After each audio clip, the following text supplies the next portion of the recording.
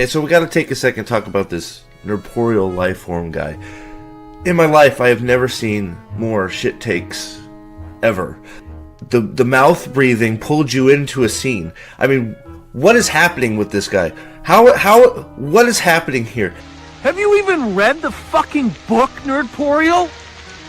Being out of touch with reality the last several minutes has made humanity as a whole dumber than these book-burning shills. How does he call himself a Wheel of Time fan? I mean, how slow does this dude read? He's been reading The Shadow Rising for about 2.5 years. You Chicago dipshit motherfucker. Get over yourself. What is going on?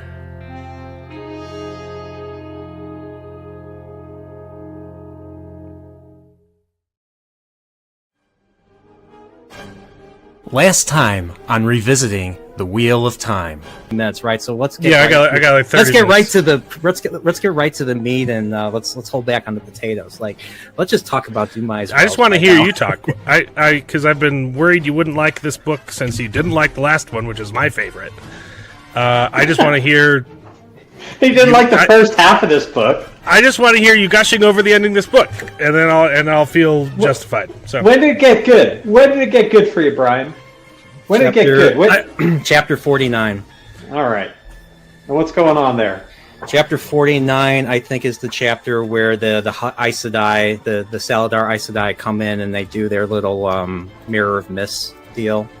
And that's pretty much where it starts, and they do it because Varen plants an idea in the conversation with her. Speaking of Dumais Wells, like, just I loved how they find. So I loved like the taking where they come in, they just take Rand. You know, he thought there were 3 Aes Sedai, but there were actually 13 because the serving girls, or the ones that were carrying, the ones that were escorting them, were also newly Aes Sedai. raised, and therefore they didn't look like Aes Sedai. They didn't have the ageless look yet. Yeah. So they catch him. They put him in a box, and now you gotta remember, like, Rand Ralphor is really tall. Like, he's a plot against Patron Nile, basically. So Patron Nile's time is numbered. Because, I mean, you have was it Asanawa, the head inquisitor, and you have we finally meet Eamon Valda. Eamon Valda comes back. And now the conclusion.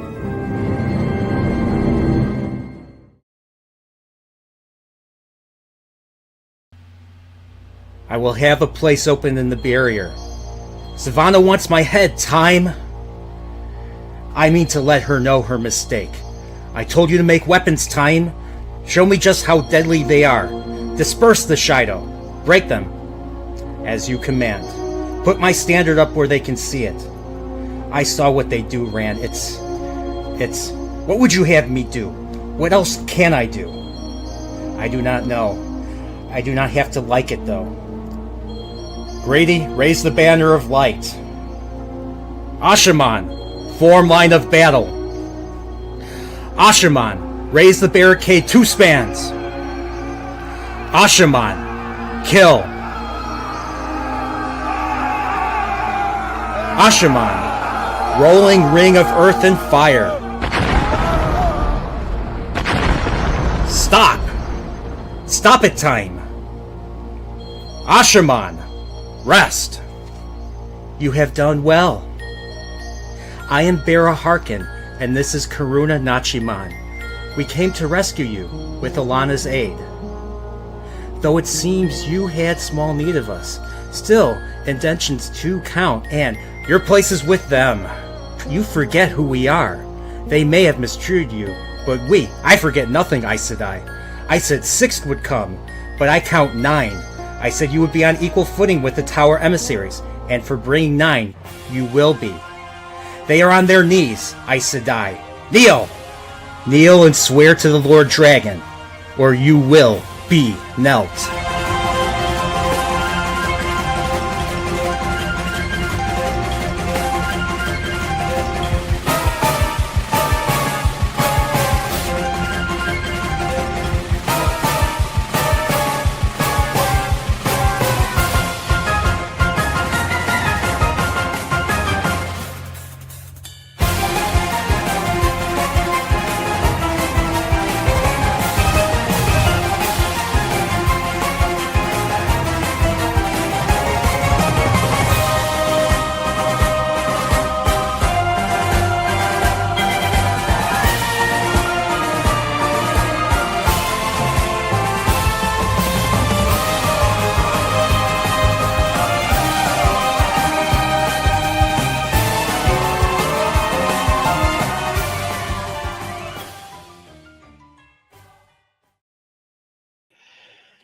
There can be no health in us, nor any good thing grow.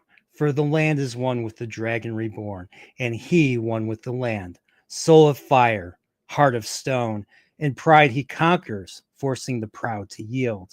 He calls upon the mountains to kneel, and the seas to give way, and the very skies to bow. Pray that the heart of stone remembers tears, and the soul of fire, love. What's up, everybody? Welcome back to Book Club. In this case, the Wheel of Time Book Club. This is actually the 24th stream I've done for this. I mean, I've done several for the last 6 books, and well, I'm going to follow in the footsteps of Lord of Chaos. We're going to do 2, one for the first half and one for the second half. So this one is going to cover prologue up to chapter 20. So this time I'm going to bring in my panel, my co-panels. We can't have a white Wheel of Time book club without a book cloak or a white cloak. So we got brought back Dane, and he's already drinking. What's up, Dane? How you doing? Oh, that's good. It was only a flesh wound. They only got me in the shoulder, but I'll be back in the show. Yeah, so I figure I did kind of plan this out in cooperance with the that's not even a word, at the same time as the shows, to kind of alleviate some of that pain, which episode 4 kind of already did a little bit, but then episode 5 came, and well, none of us were surprised or disappointed. I mean, we knew it was going to happen. So all right, but yeah, so Crown of Swords. So any initial thoughts? Well, I gave you plenty of warnings about this book. I think we were all a little maybe surprised, but I've heard it about the Fires of Heaven, especially where people kind of have sections where they struggle to get through. And the debate it's not a good debate to have, where you're just like, dude, if you're already losing it on book 5, you're not going to make it through. But within the fandom, a lot of people notice a slowdown that starts after Dumai's Wells. I think it's more pronounced, especially in book 10. But if I'm being completely honest, a lot of the books start taking on a characteristic of there's a lot of repeat information. The prologues get very, very long from here on out, and they seem to be like touching base with all the side characters in the book series. Slow pacing in a lot of the middle part, and then a very climatic ending. Mm-hmm. Yeah. But what I like about A Crown of Swords specifically is it's the middle part here at least has plenty of Matt, and it's a Matt heavy book, and he really turns into a lot of people's favorite character here. I'm beginning this to whole see section of him and Ebudar is I still love it. Yeah, I'm actually really enjoying it so far. I'll get more into that when we get to Matt's going to be saved for the end. So, but we have one other guy. He is only 3/8. He's not technically. He's 3/8 Mexican. What's up, Alan? How you doing? Oh my gosh, he's a Dark friend. What the hell? What happened? I watched but the as long as show. you're not a Dark fan, Dark fans are worse than Dark friends, in my opinion. Yeah, I'm rooting for Dane Bornhold in the TV show, and I hope he's not dead. So Dane all he's going to have is he's going to have a matching sling. It looked like it hit him in the heart, not his shoulder. No, it's the wrong part. He's just going to have his arm in a sling. This is where he got stabbed, not the heart. I don't know. Imagine arm in a sling like Volda. They'll be sling buddies. It's basically they simply copied. It's like they copied and pasted. They copied and pasted the Avienda fight in season 2, the Avienda choreography, and they gave it to Fail, or however they pronounce it. You know, what's with this show? Like, can't they learn to pronounce stuff? Of course not. Jai Chim. Now, when I read Jacob Carradine in this, I say I think Jai Chim sometimes. Fuck that show. How dare they? Jai Chim. Jai Chim is dead already. Yeah. So I was surprised. I'm actually surprised he turned up in Ebudar in this one. So I'm curious where that's going to go. Him and what's her name? The foxy dark friend from the first book. So we'll get to I will say, I think in the audiobook it's pronounced Jacob. So Jacob, yeah, Jacob, yeah. That's how I I like Jachim. Is that what you said? I think I like that better. Jachim. And now we find out why Alan is technically a dark friend. Yeah, explains it. So, but yeah. So, all right. But yeah, Alan, thanks for joining us. I know you got your. Is it in 2 hours, right? Yeah, I got 2 hours to chat. I'm surprised Mark Clark didn't just come and say, "Hey, come on, and you gotta do your own show, dude." What's up, Mark? Good to see you. He'll be nagging me if I cut it close to the cutoff. Yeah, but I might have to eat some dinner during the show because I'm going directly into another stream. So yeah. Okay, we have a fourth guy. We have a fourth guest. That fourth panelist that came in. He's like 6'11", and he's got like the lowest voice, and he's actually the youngest amongst us. Here we got Staple Bo. What's going on, brother? Not much. I'm doing pretty good. Is my mic terrible or? No, you actually sound really good. No, you actually sound really good. Sound properly intimidating. Yeah, you should be like, you should just like, I should put like your voice, go or leave or something, I need to use you for some voice work. If they ever remake Star Wars, at least we'll have a Darth Vader. Maybe. Or a Worf. Maybe you could do a Worf. Well, maybe not a Worf. Today is a good day to die. The artwork you got for your profile is Tolkien, right? Yeah, it's a Turin bar. Yeah. See, I'm already intimidated. No, I'm kidding. So how you doing, Staplebo? How you doing? I'm doing pretty good. I've been reading Memory, Sorrow, and Thorn recently. It's a good series. I like it so far. I listened to the first 4 chapters of the audiobook. The audiobook's actually pretty good, but I stopped for some reason because I forgot a lot of the details. So I got to get back to it. I know, Dane, you've been pushing that. I know I do eventually want to read it, and I do want to do something like this and have you and other people on to talk about that. So it's a slow intro, but savor it. Just like you got to savor some of the Matt farts in this book. But yeah. So Alan, you wanted to get the shit out of the way first, though, didn't you? So Alan, I forgot to ask you. You have any initial thoughts on Crown of Swords? I don't remember. You don't remember? You said, "Hey, I'm starting the book like 4 months ago." When did we end the last one? December, I think. Yeah, and then you said, "Okay."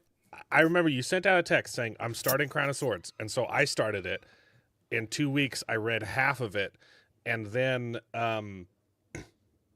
like a couple weeks ago, you said, "Okay, I'm starting it," and I'm like, "Okay, so."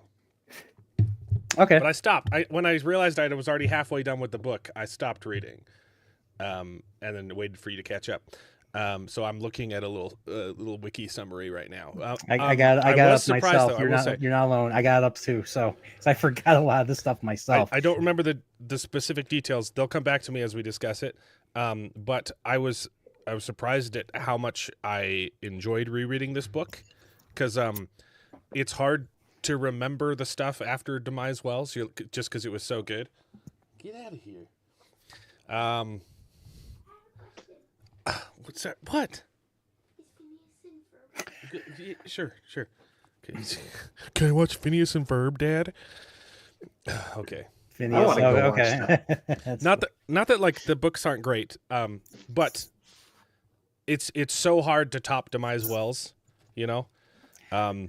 that some of I read all of these to one after another.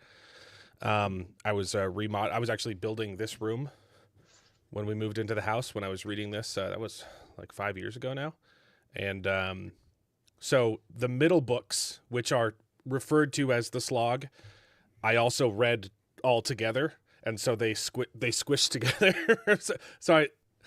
It was nice rereading it, and I was like, oh, I forgot how good this book was. And it's been really fun. So I need to borrow Staple Bow's I've already read unique the super voice, chat. and I need you to read this to Alan and be as intimidating as possible. Mark Clark's? Okay. Yes. All right. It's too early, but I'm watching the clock, Alan. Oh my gosh. My gosh, that's just Now do the next one for $5. I hate you so much. Okay. All right. Can Staplebo say, Arby's, we have the meat? I don't know. Do the one where Uncanny. they go like, if Absolutely you're paying, uncanny. if you're paying $1 for a sandwich, there's something wrong with that sandwich. If you pay $1 for a sandwich, there's something wrong with that sandwich. Is that actually an Arby's slogan? It was, yeah, it was a Oh. few years ago. I actually liked that one a lot. Okay. I don't remember. I forgot about that one. Wow. So, yeah. Okay. I promise I won't ask you to do any more voices, Staplebo. You have your dignity. You got to keep your dignity intact. So. All right. So I figure let's get started. So I figure we start with the prologue. So the prologue, you know what? I actually like this prologue. Now I didn't like every segment.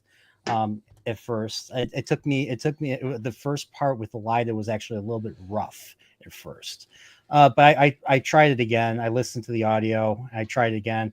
I got through it. Okay, so Elida is kind of like Elida and the White Tower, divided White Tower, basically reminds me of like.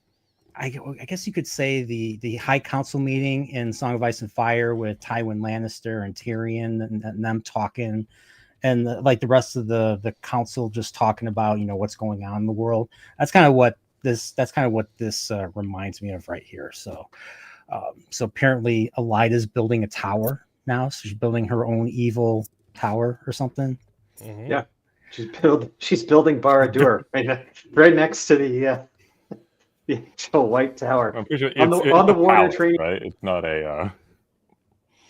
It's called the Amerlin's Tower. So it's like she's like, is this like a byproduct of her talking to Pat Fane? Now she's got like megalomania. That's a way to read Elida as a character, because she turns more and more into a cartoonish villain as the series progresses. A lot of people didn't particularly like that aspect of her character, because it begs the question, like, how did this person even rise so high? Now, obviously, we find out in the same breath here that Alviarin is the one pulling the strings behind it, so she's a bit of a puppet as well. Elida is, but yeah, don't forget that everyone that Pat and Fane basically comes into contact with for a sustained period of time gets corrupted by the same evil that kind of corrupted Shadow Logoth, right? It's the suspicion, and it's the aggrandizement and the megalomania. So. Did it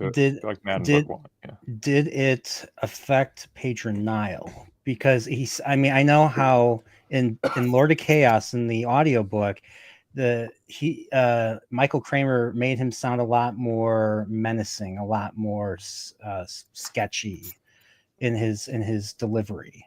So Pedron Nile, and now that he gets stabbed to death, so he's kind of gone. In the earlier books, he was kind of being set up as a geopolitical opponent to Rand. Yeah. Right. So he's doing his maneuverings, trying to rally nations against him. But everything that he thinks about who Rand is, he's utterly convinced that Rand is just a puppet of the Aes Sedai. Yeah, so like you literally, like, all of his channeling is actually magic tricks that they're pulling off of for him or something. That's what, at least that's what he thinks. He's never seen without being in the presence of an Aes Sedai. Yeah. So. Yeah. I really like the Pedron Nile stuff. I like Pedron Nile as a character. I think it's a great way to introduce a villain who isn't a bad guy necessarily, or at least his motives aren't bad. He's like, it's fun when, okay, this guy is terrifying and scary, but also he's trying to save the world, but his information is bad. Yeah. And I liked how, like that whole prologue in The Dragon Reborn is just, it got me so pumped for reading that book. First three books had excellent prologues. It just got you just wanting more of each each of those segments. So, but yeah. So what happened at the end? What happened with the White Cloaks and Lord of Chaos? I know that there was an attempt to flee, Merguez and all them with what was his name? Peter the Dark Friend. Yeah. Peter the Dark Friend gets caught because Peter the Dark Friend is a freaking weirdo right? doing weirdo rituals, and they get caught by the Seances. White Cloaks, and the White Cloaks actually do their job.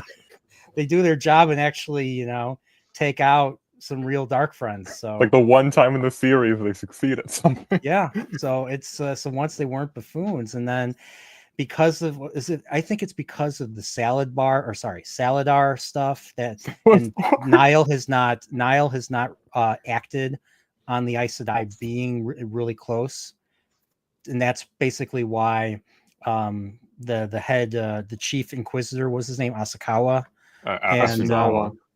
Asanawa, sorry, Asakawa is probably some. It's not Japanese.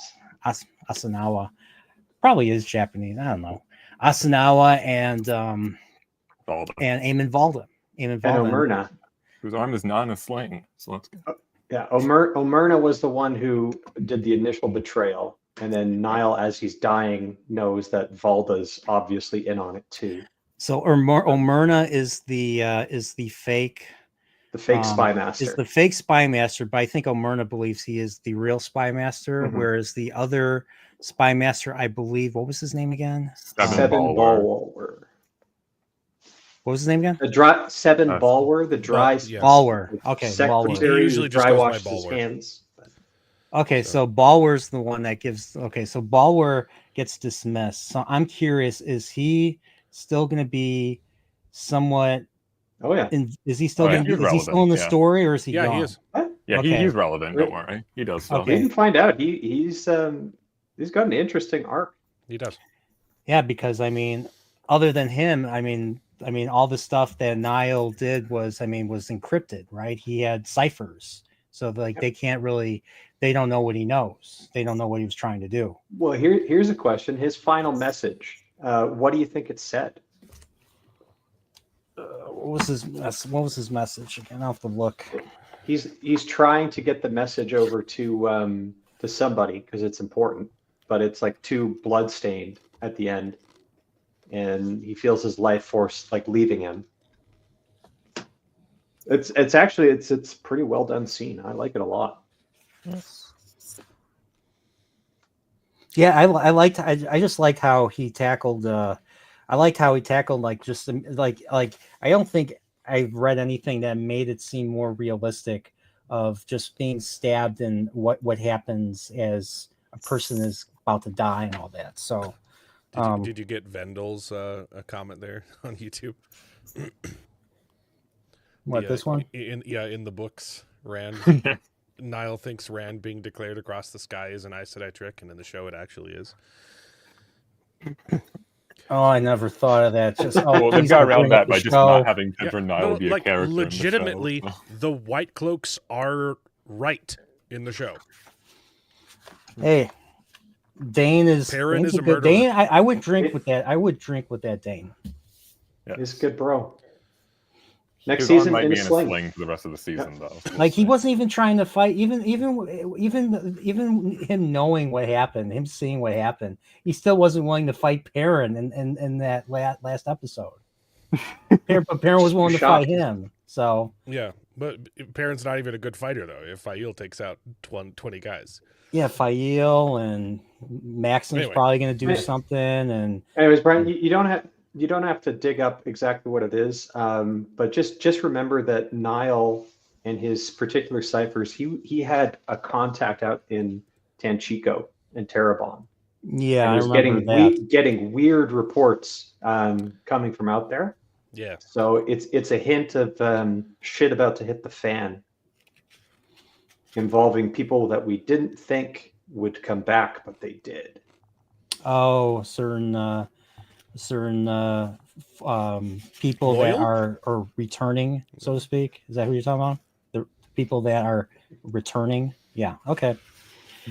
Yeah, I'm curious. I mean, there's only been we saw them a handful of chapters. We learned quite a bit about their culture, especially their slavery status. So slaves in Sean Chan can be elevated higher than a free person, apparently. Yep. And so we learned about that. And we learned that the was it the Soldam can actually channel, which is something none of them knew about. It was a revelation to what was her name? Egyanan? Yeah. Egyanan. So, and I'm curious, we haven't seen her in a while. We haven't seen Bale Doman in a while since and Shadow remember Rising. what were they tasked with doing? They had that Adam, that special Adam that controls the men.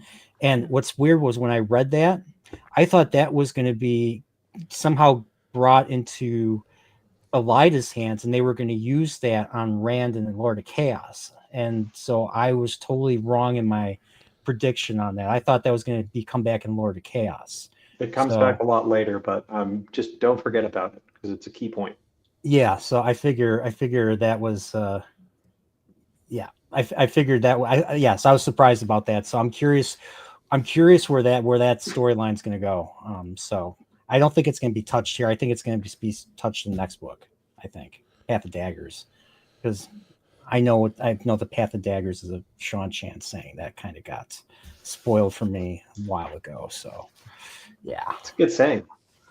Yeah. So but yeah, so we got to see more Volta. Volta basically avenges Nile by slaying what was his name again? Omerna. His co-conspirator in the whole murder plot. Yeah. But now he looks like a hero. Yeah. No loose ends. I'll be honest, it's really tough to remember. It's really tough to remember names of characters who are, well, don't do much. So that's still an issue I have with this. And I don't want to look them up. I don't want to look them up because I look them up, I'm going to learn something like, So that's the benefit of a reread. So you see why I am annoyed, because if I look them up, I'm find out if they die or not, and then when the books are coming out still, like if you were reading as they were coming out, you could go to the internet, and as long as you were caught up with the latest book, there was plenty of speculation but no spoilers, and plenty of resource as well for a lot of this. But a reread does become a heck of a lot easier, precisely because then, all right, you should have been spoiled about everything, and then you can access the wikis, you can buy the Wheel of Time companion. It helps you look stuff up as you're rereading it, just to remind you of things that happened. So yeah, it's 4.5 million words, Brian. It's too much for someone to basically keep track of everything on their first time through. Yeah. So, oh well, it's just a peeve of mine. I mean, as long as there's some, like, that's why I'm not too upset when he reiterates or retells some information. So, about characters, sometimes I wish he did it more, especially with characters you forget about. Like, I forgot who Eludra was for a while, the Illuminator, and apparently the Illuminators are going to have a role in Matt's story. So but to bring it all back to what we were saying earlier, I forgot who Pater Connell was when I first read the hanging scene in Lord of Chaos. I completely didn't even cross my mind, and I thought that, fuck, these White Cloaks are really, really evil. And then it's only when you reread, and then you're like, holy crap, they finally got their man. Yeah, because wasn't Pater like the guy in Eye of the World who ran like Dex in the face? He still had a broken nose. Pater still had it. Morgase notes like he could have been handsome, except his nose had been broken and then set poorly. Nice, nice little detail. So, I did not pick up. I did not pick up on that at first. So, thanks, Dane. One part I did really like that I thought was very interesting and actually kind of gives a little more context. The Black Aja in particular. So Alviarin's point of view. And so Alviarin's point of view was interesting because it makes me wonder, were the Black Aja active the whole time and nobody knew about them, or nobody was willing to say anything, basically?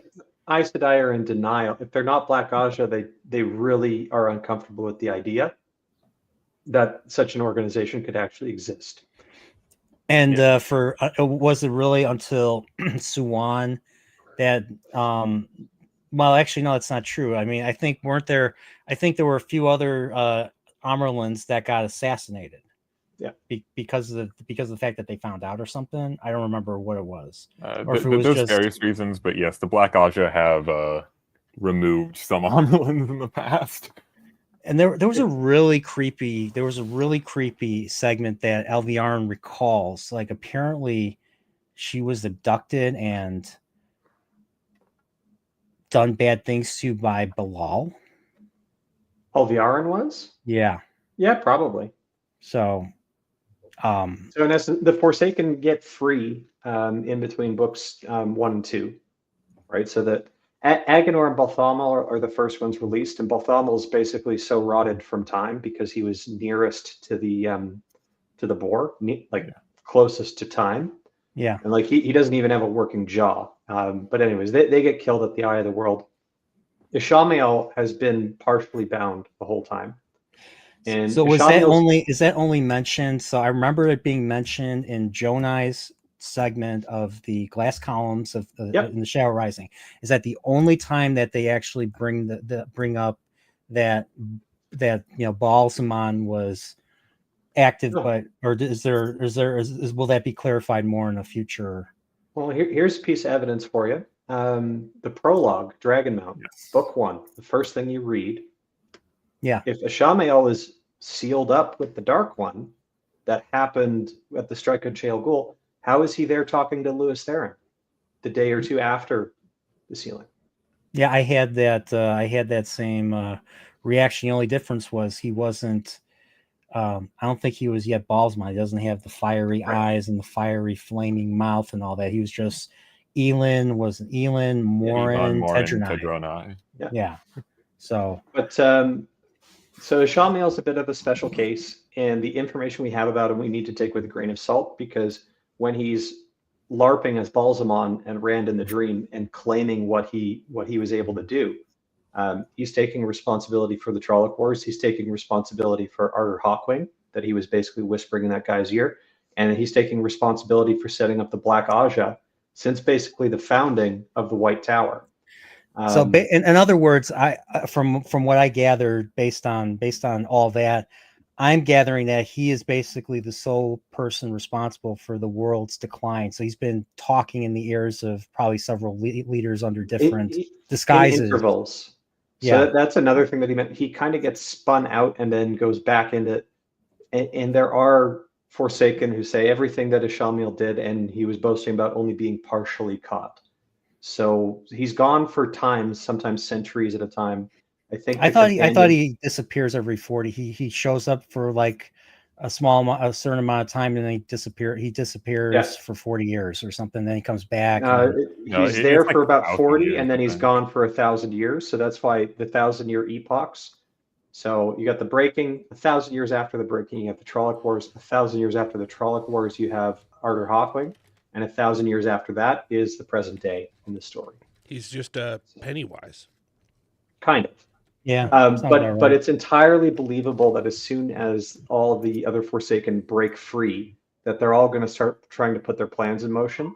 And we know that Bilal was in contact with Black Aja in the White Tower, because those Leandrin's 13 sisters of the Black, right, who stole a bunch of items, committed some murders, they all went to Tyr to basically report to Bilal. And Elviarn's outside of that 13, obviously. Yeah. So is that like, is there like a different like Alviarin is the supreme head of the Black Aja. She's the only one that knows the identity of every Black sister. And so was she reporting to Messana the whole time? So in this we find out she reports to Messana. Now she is, because the other thing that's being established is that the poor Aes Sedai Dark Friends, Black Aja, basically have to report to whoever is directly in charge of them. Yeah. I think in the later chapter, correct me if I'm wrong, but Jaqen Carridin was also told he needs to go kill Rand, Matt, and Perrin. Like that was his mission from the Boars prologue. And then laments like, I still have family members left. Right? You're killing one a month. I still have family members left. All of Leandrin's cronies, they were set first in motion by Bilal. Then they got another mission. Then Moghedien scooped them up and gave them all missions. And Moghedien has been a prisoner for all of book 6, right? Yeah. So the Forsaken plotting against each other as much as they like plotting against the good guys. So.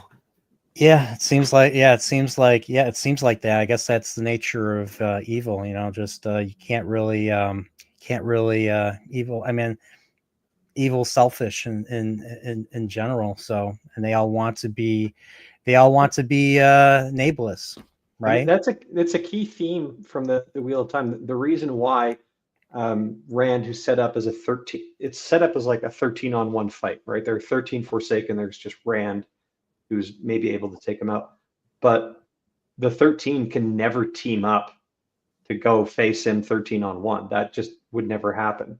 So the fact that evil cannot cooperate, that's a very important theme in the whole book series, and it comes up over and over and over. Yeah, so it seems like they have their own cliques. So apparently Masana, Demandred, and Semiraj are their own clique, and then Grendel and Samael are their own clique. Even though they're both, they both want to off each other, but they need. Yeah, I guess they need each other. Yeah, they all hate each other. It's just kind of like alliances of convenience. It's kind of and even the Masana, Semiraj, and Demandred clique, that only exists until they're the last 3 standing. It's like Survivor. They're on the island. Yeah. It's like Robert Jordan heard that quote, ultimate power or absolute power corrupts absolutely, and it was like, hey, I'm going to write 15 books about that. I did a little bit more. And he only wrote 12 of them. So apparently, so Masana basically teaches Alviarin how to weave a gateway, but she's not allowed to teach it to anyone without explicit permission from her. So I'm curious where this is going to go. So I'm curious I'm curious what this is going to set in motion. So yeah, that's going to be that's going to be a fun one. So Alan, what are you eating for dinner? I need to know now. I just made a sandwich out of Costco rolls. Is that a hamburger? No, it's roast beef. Oh, it's roast beef. Oh, roast beef is delicious. So I agree. I have chips and salsa. Chips and salsa. All right. Mm-hmm. All right. So we covered the White Cloaks. We covered Alviarin. We covered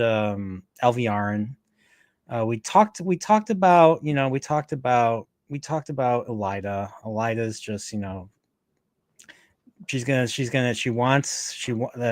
still thinking that Rand's on his way, and I think she wants to capture Egwene and Nynaeve and the rest of them. So nothing too big. So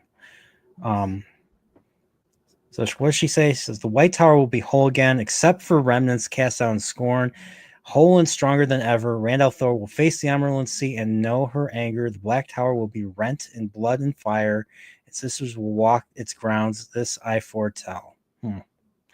Interesting. Based on what I know, she takes her foretellings and always gets it wrong every time. So, yeah.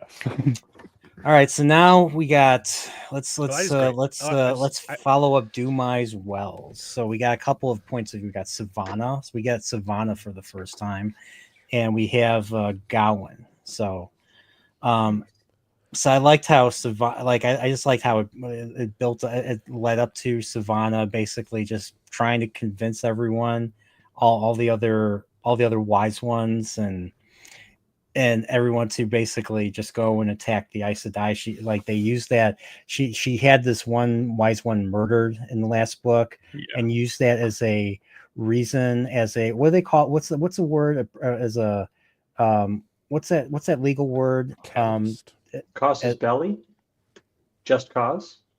Yeah, as a cause just to go and attack the Aes Sedai, basically, because they are like, because they're like, we don't know if we're gonna do that. Why should we do that? Why do we care? Well, because they killed False one flag. of their false flag. So they use that, and the Aes Sedai are putting up a big fight, and then they're like, okay, we're gonna do this, and then all of a sudden, Perrin shows up with everybody else, and they're like, oh, screw this. And then the Ashaman come, and they're like, okay, fuck this, we're out. And I don't think the Aiel have ever reacted that way to Baal before, if I remember correctly. They're like, we can't fight this. Like, I don't think they've ever. What's funny is there's a moment in this book. There's a moment in Crown of Swords where Aviendha is told by, I think it was, I don't know if it's Tom or somebody else, that to kind of see things from Tyland's point of view, that there's certain things that you cannot fight. And because Aviendha is like, oh, we should just go and kill the Dark Friends or something like that. I think that's what the conversation was. And so I'm taking that idea and applying that to all the Shido, basically, because they were always able to, fight one another, someone lives or dies, but if there's a fight that you cannot beat at all, not under any circumstance, I think that's what's making them. Yeah, and obviously with the Dumais Wells fight, there are a lot of historical examples of where there were battles where the lethality of the technology just got way ahead of the tactical thinking of the people in charge. Right, specifically the Civil War. And I'm thinking here about rifling technology, so people actually able to shoot accurately, and then repeater guns, so Gatling guns and whatnot. And the old method was just send to people in wave after wave after wave. Stand in two lines in front of each other and shoot. That kind of stuff. And it's just like what's going on with the Shido here, and Savannah's mindset is like, all we need is for our warriors to be braver and we'll go in. But no, you're up against male channelers, essentially, who have done nothing but train to blow up heads for 6 months, and they're pretty good at it. So was it 6 months? Was the duration of Lord of Chaos that line? I didn't think so. Yes, and it might be actually, because So if I remember correctly, the farm started months before Rand brought time there. Yeah. So some people, but none of the training happened. Time accelerated everything. He was just gathering people. They hadn't started practicing anything. I'm probably being a little bit too generous with 6 months, but we got to keep in mind too that it's spring, so it's like the equivalent of a March or whatever when Rand makes it to Tyr. And then he immediately goes to the Waste. He's there for a couple of months. He conquers Kyrian and Andor pretty damn quick. And when we're here in Lord of Chaos, it's essentially New Year's. The weather had already started to turn, right? The weather is still being super hot, so we're not seeing winter. But the High Chasselan Festival, which is the name of the first chapter here, I think, that's essentially New Year's Day. Oh, okay. So the was it the Festival of Lights that was Christmas? Yeah, kind of, sort of. And High Chasselan is okay. Because I think Dumais Wells only takes place. This only takes place a few days, a few days after this. So okay, that makes actually. So the key thing, it feels like it's less time because you're expecting a change of the seasons. Yeah, but you're basically at January 1st at Dumais Wells fight. So it's probably been several months since the start of Lord of Chaos where the Black Tower gets set up. Yeah. And well, to keep this going forward, so Gawain, we get to see what we set to see what happened to Gawain as Gawain was retreating. So this was after the battle, if I remember correctly. And so basically they find an Aes Sedai. I'm trying to remember exactly what happens. Yeah, he just like picks one up. Was that no, it wasn't Galena, was it? No, it's not. Because Galena was unaccounted for. Where is Galena? Actually, Staple both say, pretend you're loose there and say, "Where is Galena?" So, okay, don't do that. Don't do that. That was just a spur of the moment idea. So Only super chat, Staple Bow. yeah, only super chats. Yeah. So I need to keep it exclusive. I gotta keep it exclusive. yeah, and if I do it again, say no. Just say no. No. Just say no. But yeah, they had Aes Sedai with them, and then I think didn't the Aiel attack, the Shido attack, or did Perrin's group attack them? The Shido Shido. attack them, I believe. Yes. Okay. Yeah, he saves. So we got some action. I was surprised we got some action in this prologue. So yeah. Yeah, well, so, you get the other half of Demise Wells, you know, from the a different perspective, and it's more Demise Wells, which is great. Yeah. So I actually did really enjoy this prologue because of all this. It was interesting seeing Demise Wells from the various perspectives and all that. So I like the section with Savannah where she's just like trying to push everyone forward and they're running the wrong way, and you're like, what are you doing? And then she's like, oh crap. It's great. Yeah, and then we find out like she has she's got this call box. So who is she calling with this call box? Well, I find out at the very end of this, at the very tail end of this segment, and find out that the call box is, screw it. Let's just go to the Savannah chapter since we're talking about it. Do it. Get it out of the way. So apparently there's still several. I think they're still pretty close to Demise Wells, or it's been a couple of days. And she uses this call box, and someone named Kadar shows up. Kadar, very dark hair. I don't know if it's dark complexion, but dark hair, dark beard, and all that. And he's coming with a woman named Mazia. She's got dark hair as well. And they basically travel, and there's an interesting exchange that happens between them, and basically Savannah is just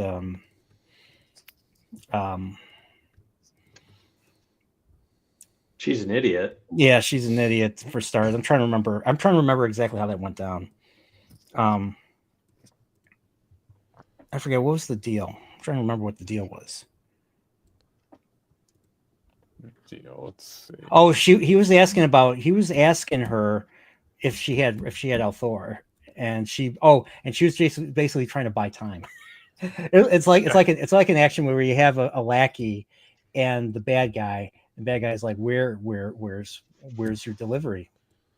And you're like, you better come up with an excuse, or you're dead or something. I do have to note here that Savannah is the dumbest villain in the entire series, as far as I'm concerned. Really stupid. Because her entire plan was basically to shake her tits in front of Rand and seduce him. Yeah, I was curious, like how she literally did that in Lord of Chaos. She wanted to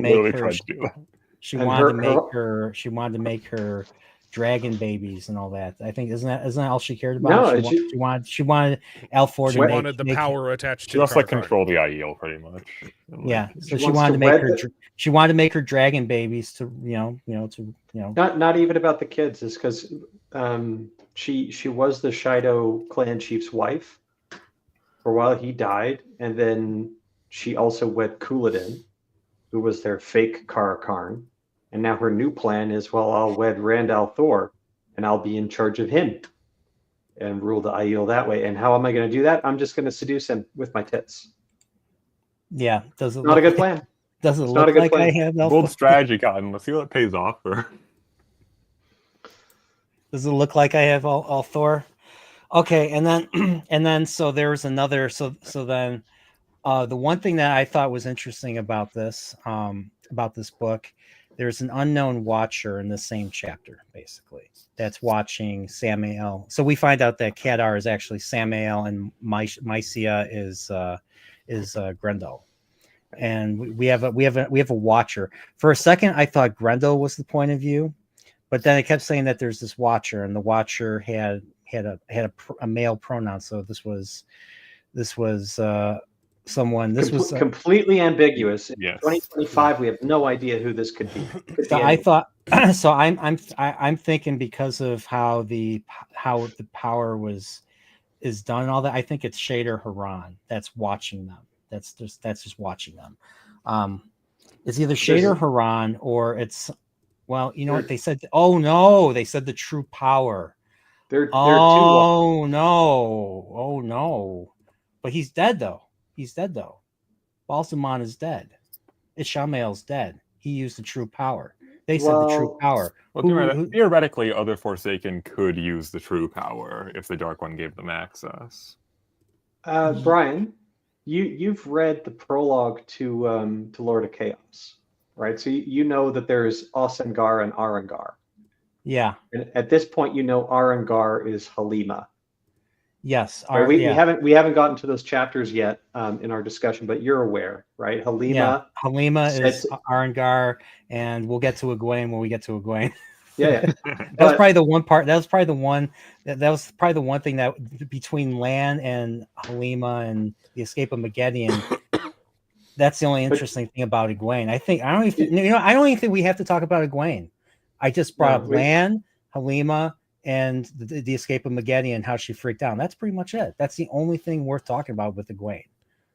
I don't disagree, but my question to you is, do you know who Arangar is? Well, yeah, Arangar is Balthamo. Right. And Osengar is Agenor. Right.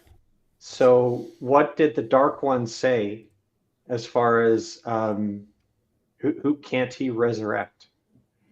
Balefire, the ones that get hit by balefire. So and who in this are case, the Forsaken? Ravin and Balal. Everybody else, it's fair game. So Ishamael can come back, and anyone else that, I mean, Lanfear can come back. Lanfear can come. Well, she dead. She just fell into a doorway with Moraine. As far as I'm concerned, unless I see a body. Yep. Unless I see a body, they're not dead. And the Dark One said Asmodean is not coming back. Good. Asmodean's not coming back because they felt Asmodean betrayed them. Right. Yes. But couldn't they have changed Asmodean to be more loyal or something? They could be torturing him like forever in eternity. But I mean, the promise of the Dark Friends is eternal life. So this is a way of basically, I promised you guys eternal life if you swore to me, but Balthamel, you get to be a chick now. And plus, the Dark One, I love the Dark One kind of wants turns him into a some of the Forsaken to die. So. Anyways, at least Balthamel's like, all right, I'll run with it. And what makes shaking his tits around. And so what makes this even funnier is that like they're looking for a guy. I mean, because like Egwene feels it, I think, through the Adam. She's like, oh, this is Sidene. A man who could channel touch the Idom. So, but there's no, but Loghain's gone. So who did it? So they're looking to see who did this. So yeah, their first thought is, did Loghain come back? But then how would he know about Moghedien specifically? Yeah, that's a good question. Egwene sets the people. The only other thing to mention in this Egwene section, which is kind of annoying, but is Nicola and Arenia. They try to blackmail her. Yeah, they try to blackmail her, and she's like, and they keep talking about them like they're important, like they're not important. Brian, this is one thing that I'll say, and this is what the fandom is kind of split on Egwene. Sadly, we have a showrunner who loves Egwene the most. I can't stand her character because I thought Egwene actually showed some growth in the last book where she owned up for her lies and deceit, and she met her toe with the Aiel. Yeah. And then she just so happens to basically get put into this position of head of the Aes Sedai. And instead of advancing her character and owning up for the other stuff that she did bad, because she wronged the Aes Sedai as well by pretending to be a full sister for books and books. Now she's contemplating murder to cover up her lie. Yeah. Because it could threaten her. Was that? I thought it was someone. Okay, so she was contemplating it. Who? I forget who Swan she. Swan I thought advised. Yeah, Swan is Swan. like, maybe you do it, and she thinks about it, and in later chapters, Be maybe you like, haven't no. read there yet. She starts maybe Swan was right, and I should have killed these people. And I'm just reading this, I'm like, you are not a good person, Egwene, and all the growth. By the three I'm taking this as in a later book because I don't think there's any more Egwene chapters after this in this book. You might be right on that, but she look gets introduced to it, and she contemplates it, which is depressing enough. But all this Egwene psychology stuff, I think her character regresses back to the bad person she was in the previous books, and that's a disappointment for me. So her rejecting this idea of murder in this book is temporary, basically. No, it's she rejects the idea and she sticks with it. But the fact that she contemplates it and then later has internal monologue where she's lamenting not having done it, it's a disappointment. Well, but more broadly, how Egwene behaves and gets kind of into the weeds of Aes Sedai politics, she's no longer acting honorably. So if you thought that there was a moment of growth in her character, when she got the shit beaten out of her by the Aiel, be prepared to be disappointed. She goes back to her old ways. It does track, though, that she's Rafe's favorite character because he turned all of the other main characters into murderers as well. Yeah, that is true. That is true. Yeah, and Egwene was doing Rand's fighting for him, and at the end of season 2, I'm just like, what is this? Well, now we're going to get a whole episode about the freaking CW love triangle drama with Lanfear, so that's going to be... Can't wait. Can't wait for the love triangle subplot between Rand and two girls he was not romantic with in the books. Yeah. And the choking. Oh, yeah. Choking. I have to bring it up every time. When the actual choking scene happens later in the series, it's not going to, how is that going to be a bad thing? You know? Book series or TV show? In the books. Sorry. Oh. It happens later. You don't know about it yet. I don't know about it. There's a very significant choking scene that's supposed to happen later, and you're like, are they just going to like it? Or going to get turned on by it or something?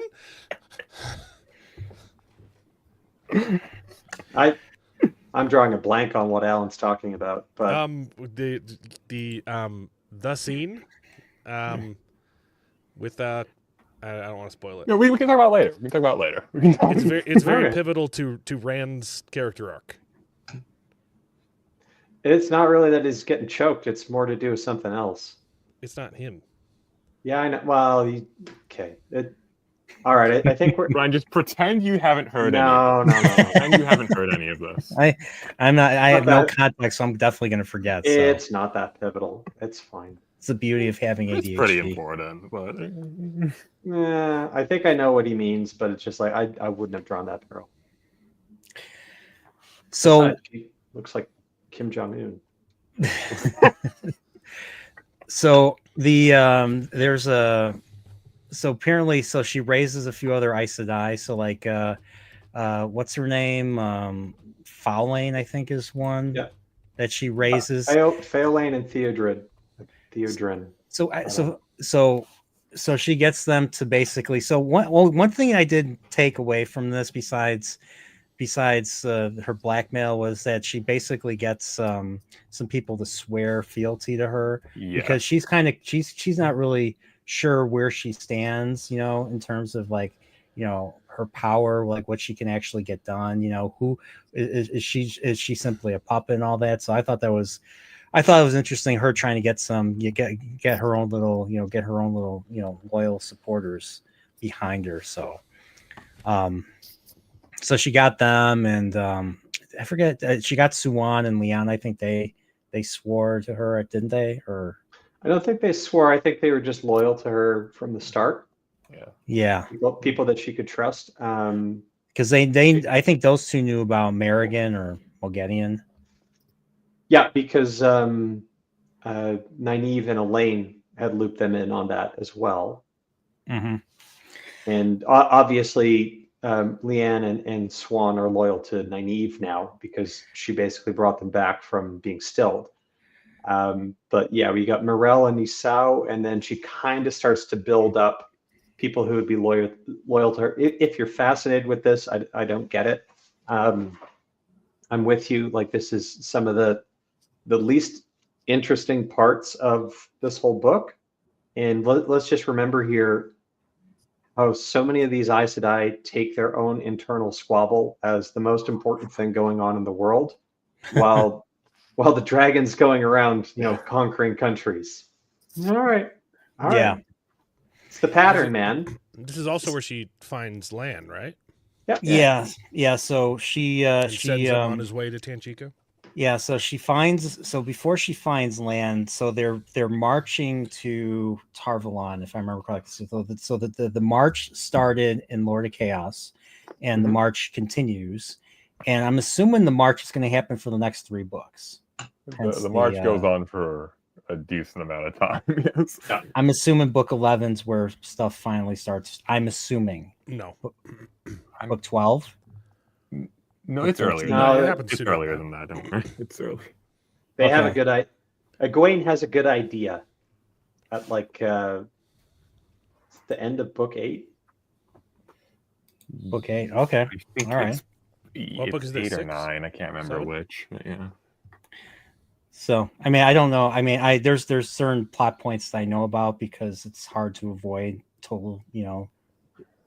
hard to avoid spoilers of certain things. But so apparently also there is a rumor that I think the rumor here that they are so worried about is that Rand went to Elida, and they're trying to nip that in the bud or something, if I remember correctly. Like this, I think Gareth Bryn brings this up to her, and they're like, "Oh, we're gonna have a town hall meeting. We're gonna let the men and the other Aes Sedai know or something." I don't remember exactly. Because they hear that he's been captured, right? Or they don't hear that he's been captured. They hear that he disappeared, and it was right after meeting with Elida's sister. So they're worried that he might have joined him. So somebody spread misinformation. And they have the 2 factions, right? Of the Saladar Aes Sedai sent a party to Caemlyn, and the Tower Aes Sedai sent a party to Cairhien. Yeah. And who is he talking to? And Rand is playing them off each other, right? But the Saladar Aes Sedai know that they're probably fucked if Rand decides to ally with Elida. Yeah. And because their own internal tower politics are more important than the state of the world, it reinforces they need to sort out their priorities, just like Ron Weasley said. It's been a long time since I've read Harry Potter. So she really needs to sort out her priorities. Was that from the book or only from the movie? Sounds like a movie thing. It could be just the movie. That's what I saw the most. I think that's when she says we could be killed or worse expelled, right? Yeah. And then his response. I think that's in the books too. It's just that the delivery in the movies became pretty good for a kid actor. Yeah. So let's talk about Lan. So they find Lan, and I forgot that Lan was instructed to be bonded to, was it Morel? Morel that was supposed to be, and I think it was Nisao was the one that finds him at the end of Lord of Chaos. He's just kind of riding it in the night, and they find him. So he does make a very brief appearance in the epilogue, if I remember correct. No, it wasn't the epilogue. It was one of the chapters. So it was the very tail end of one of the chapters. Well, correct me if I'm wrong, but doesn't Moraine manipulate the bond somehow to automatically transfer? Yep. I don't remember. It's to stop Lan from going crazy when the water bond. It's to save his life because she knows she's gonna. She's more and more convinced that that'll happen, and she does it. This is why Lan is actually pissed off in the Great Hunt in the one scene where they have, because that's where Moraine tells Lan what she did. that should she die automatically, like, I'm not going to have you go off to the blight and kill yourself in some vain attempt to avenge me. You'll know if and when it happens that you'll be forced to kind of seek her out. So it's been a source of tension between the two, but then the culminating event was the end of Fires of Heaven. So good. The bond was snapped. Land disappears. He reappears kind of here. And he's been getting laid. He's been getting banged at like daily. I didn't learn that yet, or did they? It's strongly implied. I mean, they don't no, specifically say, "Oh yeah, they've been bumping uglies," but it's yeah. He's been practicing the sword, and he's been sheathing his sword in Morel for days and days. Why do you think Morel's so good at saving warders? She's probably a total fox. She's banging him to keep him alive. Yeah. Interesting. So apparently they get in trouble for this. So apparently there's a consequence for something like this. And so it's akin to bonding someone against their will, to have the bond move. Yeah. Like, or passing the bond against someone's will would kind of be the same thing. Well, and she also knows that he's in love with Nynaeve, and so she's taking it personal. A little bit, but I mean, like, Alana never really gets any consequences for what she did. That's true. Rand is just really mean to her always, which I like. Well, one thing that's interesting about this, and every time Rand's doing something, or every time Rand's like thinking about her or he feels her, she's always crying. She's always weeping about something. So I'm curious what's going on. I don't know if it's just the effect of her being bonded to him. I think it was because her warder died, and so she put his ashes on her face. Shut up. Did she get shot by like 20 arrows as well? So... It doesn't hurt as much as Ivan dying. Ivan. I like it. Yeah, Ivan died really quickly, but then every other character, like Leandrin, got double run through. She got double penetrated in the heart. Yeah, in the heart. Like they had her survive that, and then Ivan died from the exact same injury. It doesn't even hit his heart. It hits him like in the chest, and he kills him. Yeah. And Nynaeve got stabbed 11 times. In that episode. And Elia got stabbed by like a gray 5 man times in the most recent. Although the gray man in this episode wasn't even gray, he was just a guy. I was just reminded of the fucking Simpsons. Yeah. Mr. Burns, we'll thaw you out as soon as we find a cure for 17 stab wounds to the back. How are we doing, boys? Well, we're up to 15. It's been a while since I've seen that one.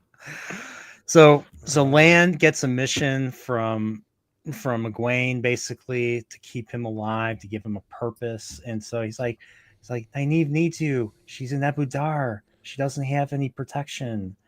Go and help her. And he's like, there are a lot of sailors in Abu Dar, and without protection, you'll pick up something. Yeah. So I think she has him skimming. She has him skimming to she drops him off herself. Yeah. Yeah, so I think he's like 3 days away from Abu Dar. I'm like, dang it, 3 days could be like 10 chapters from now. Or 2 books. Or 2 books. Don't worry. It's not. It's not. Don't worry. Dang it, Alan. All right. Because I'm looking forward to them meeting up, and hopefully Nynaeve getting plowed will make me like her more. Oh, yeah. It does actually. It makes her more likable. It honestly does. Yeah. I don't know if Dane has already said that, and that's where you picked it up. But yes, she becomes a good character after she gets played. The only way to enjoy Nynaeve as a character is to realize that this is a multi-book joke written by Robert Jordan, where he purposely makes her the least likable person on fucking Earth for 3 whole volumes. So like. Shadow Rising, Fires of Heaven, Lord of Chaos, terrible. She's terrible for like the first half of this book, and then she gets laid finally, and she kind of mellows out. It's like all that's all she needed. Yeah. It's nuts. So that's and the final thing. So land to send away. The final thing, and I'm curious if this is going to be this nice little cliffhanger for Egwene. So apparently Halima has her paws literally on Egwene. So Egwene's been getting these headaches, if I remember correctly. Yeah. And Halima seems to be the one that alleviates these headaches. Oh, surprise, For physical contact. So I just can't think of I just can't think of how she would get these headaches. I just don't. I can't figure it out. I can't figure out. Such things happen, you know. Such things happen, you know. And you know, then there's just a person there that's just happens to take them away. So, you know, it's totally believable. I could totally see that, right? Yeah. No. So I think Halima's causing the headaches, and I'm just curious how she's gonna get. I'm curious how she's gonna get caught. How they're gonna find out about Halima. I don't think the Aes Sedai are gonna do anything to Halima. I don't think so. Based on what I've been seeing so far, the only people that kill Forsaken are either Rand or other Forsaken. Aes Sedai aren't gonna do shit. That's my prediction. Moraine's gone, so we can't really. Moraine's gone for. No, be prepared. Be prepared to be disappointed with everything involving Egwene, because you're right. It's like if Egwene was actually clever, she might clue into this. Yeah. Just so. Like, so my prediction is Halima is going to get killed by another Forsaken. Maybe the same Forsaken that probably killed Asmodean. Assuming a Forsaken killed Asmodean. They did. So. No, read and find out. It's a good prediction because it's not far wrong. Didn't Nynaeve help out in the fight against Robin? Against Robin, but not. Yeah, but Rand who bit. Rand finished him off, but Nynaeve. Nynaeve helped. So I listened. Yeah, I re-listened to the threads burning. So Alan, you'll be proud of me. I re-listened to the threads burning, and there was a lot of stuff I didn't pick up on the initial read. And I was listening. I was listening to the audiobook, and there were a lot of things I didn't pick up on. I didn't pick up on these stakes in that chapter. Now I knew about the stuff with the balefire. I knew about, so, but it was the other stakes. It was the stakes. I thought Rand was kind of going in overpowered, but the thing was Rand was out of his element that I didn't pick up on. So I listened to it again, and Nynaeve being there was there for a reason, and I more or less now am more. I like it more. That's a good book because of that. So Nynaeve being there because Nynaeve knows the ways of Teleron Riyadh, whereas Rand does not. He just kind of walks in like the what they call the wool-headed man, you know, sheep herder. Thinking herder with the hair on his chest. They call him wool-headed. They say you're a moron basically. That's two words speak for moron. A woman's call him moron or something. Yeah. Thinking with the hair on your chest. Yeah, he walked into the party like he was walking onto a yacht. Yeah. So he also had a scarf, and it was apricot colored.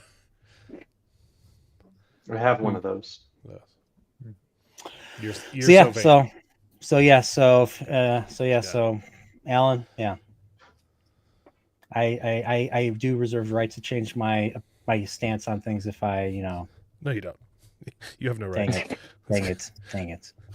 All right. Moving on. So Egwene, we're done. We're done with Egwene. So Halima is going to get caught somehow, or she's gonna have to flee, and then someone's gonna kill her, basically. So that's what I think is gonna happen to her. Where should I go next? Do Rand. Or do you want to do Perrin first? We'll cover the post Dumai's Well stuff now. So So parents basically freaked out because there's all these parties, there's all these people, there's all these factions present. Like you have Aes Sedai there, you have the Asha'man there, you have the other Aes Sedai, you have the prisoner Aes Sedai. Yeah, Were there Shido prisoners? I don't know if there were Shido prisoners. Yes, there were, but they made Guy Shine. Yeah. Oh yeah, and parents like, do you have to be naked because they don't have any white sheets? Because Guy Shine cannot wear anything but white sheets, so they're all running around naked doing stuff for him. And parents like, they're doing this to me on purpose. You're doing this to me on purpose. The maidens keep sending naked Guy Shine Shido to parent to embarrass him because they think it's funny. That's Aiel, part of the Aiel humor or something. I forget how Aiel humor works. It just doesn't. It's nonsensical as far as I know. Like that's not the punchline. I thought the punchline was about this. It was about the tree, or not the guy falling and not shaking hands. Certainly, the story is about the water. It's about the water or something. So, and we lost we lost Staplebow. Where'd Staplebro go? Oh, man. I think Staplebow got his Star Destroyer is under attack right now, so he's got to take care of some rebel terrorists right now. So he got disconnected. So hopefully he'll come back. So thank goodness. I was trying to figure out what kind of euphemism you were hinting at. I don't know. Euphemism. I don't know. The one thing I thought I did take away that I thought was interesting, and I remember, Dane, you were telling me this back with the Shadow Rising, that there's a certain direction that the character of Aram takes. Well, Aram here is suggesting murdering the Aes Sedai, and Perrin is like freaked out. He's like, really? He's like, don't ever say that to me again. Don't ever bring that up to me again, bro. It's pretty hard, bud. So I'm curious where Aram's story is going to go. Bloodthirsty. He might be a bit bloodthirsty. So, I mean, I really enjoyed that section of the Shadow Rising where, he's basically Lewin. Yeah. He's basically Lewin in that situation. So his parents are dead, and his grandfather, was his name, Rain, is basically Aiden. They basically cast him out. Yeah. Aram is just like an Amish guy on his Rumspringa, and he's just has no.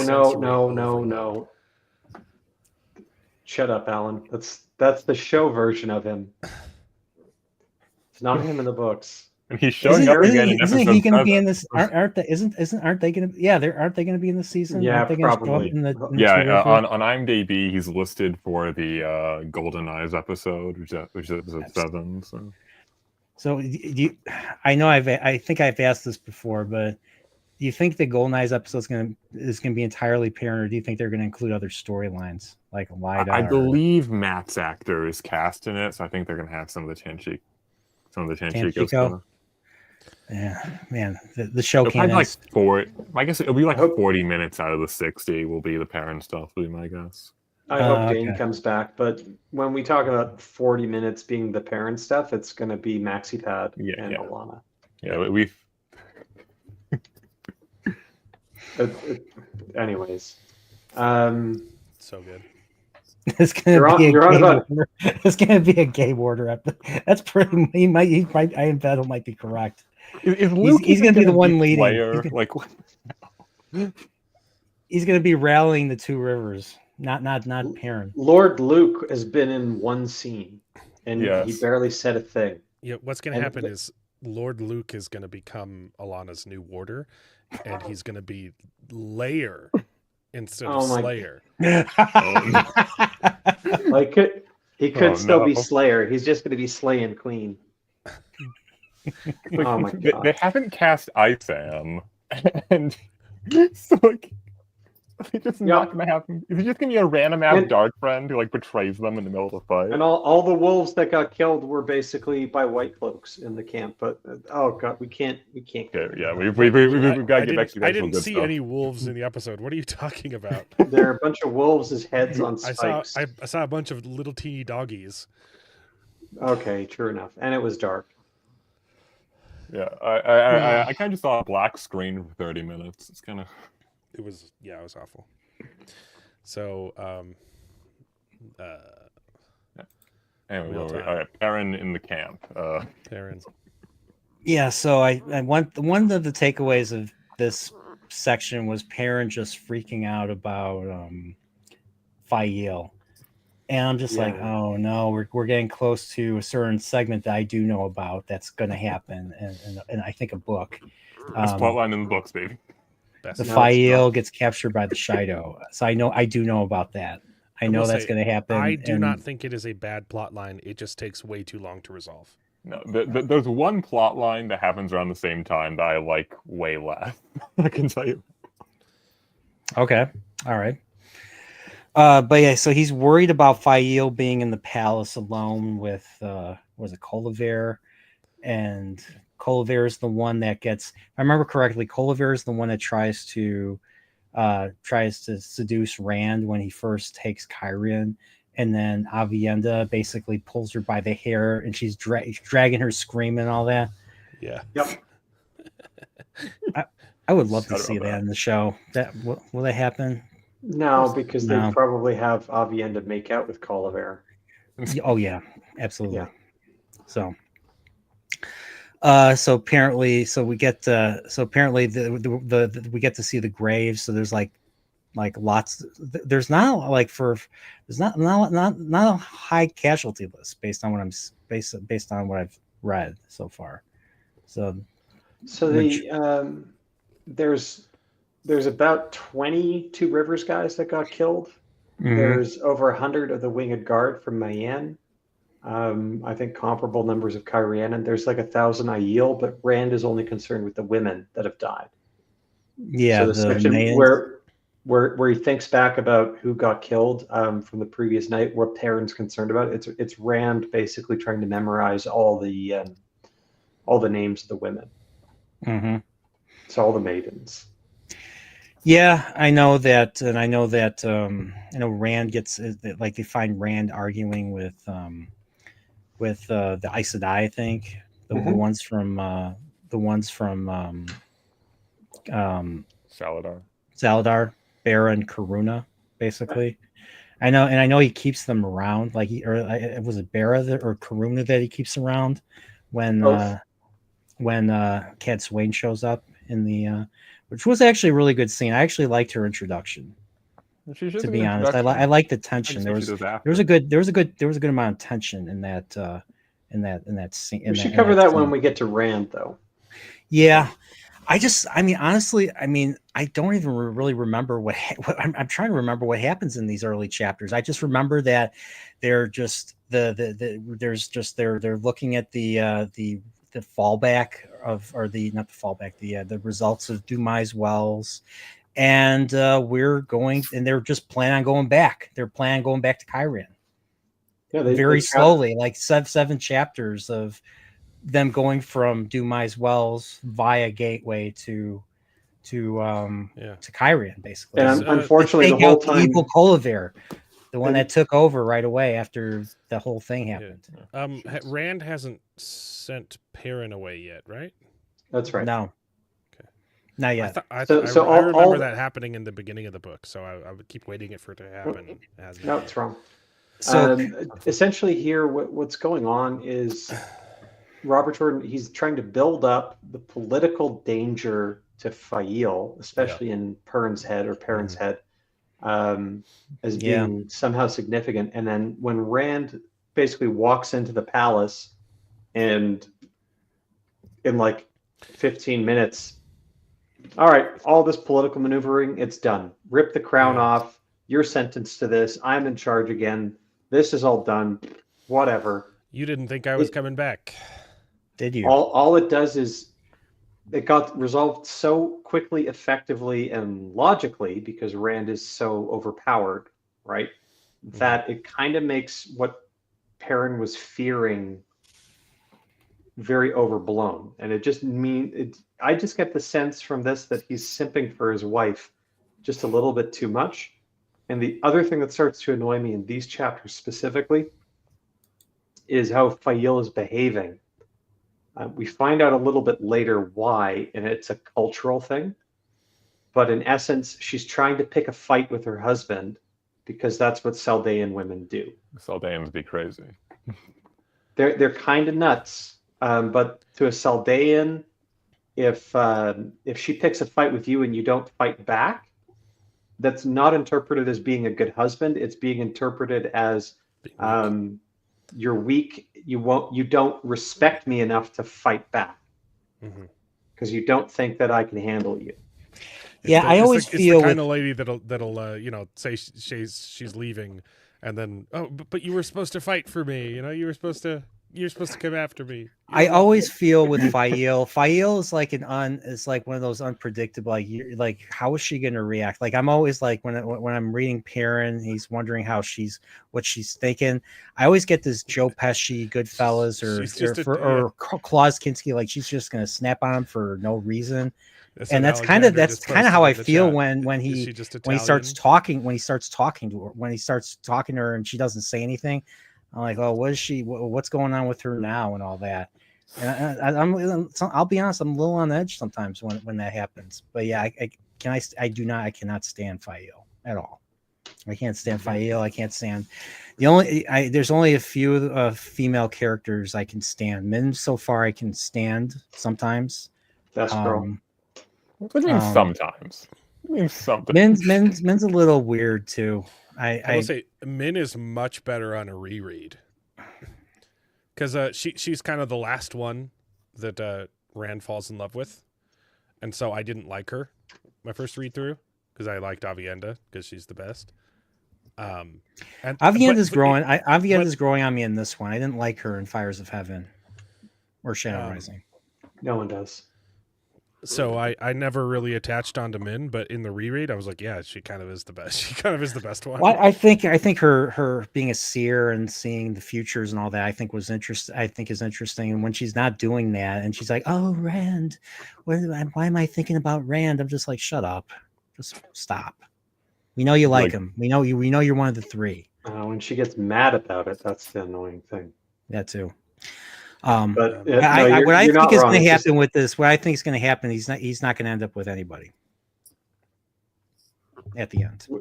That could make the series better. You're kidding. Who? No. I got a text. Who were you talking about? Fael. We were kind of hoping that's where it would go, but be prepared to be disappointed.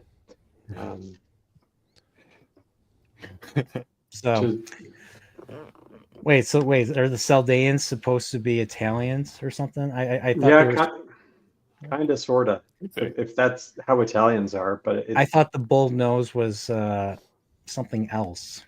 It's phenotype versus culture. Okay. But yeah, a matriarchal kind of society. I could see that footing for how Italians are. Mm-hmm. I was thinking another, you could also be called a religion to this group of people,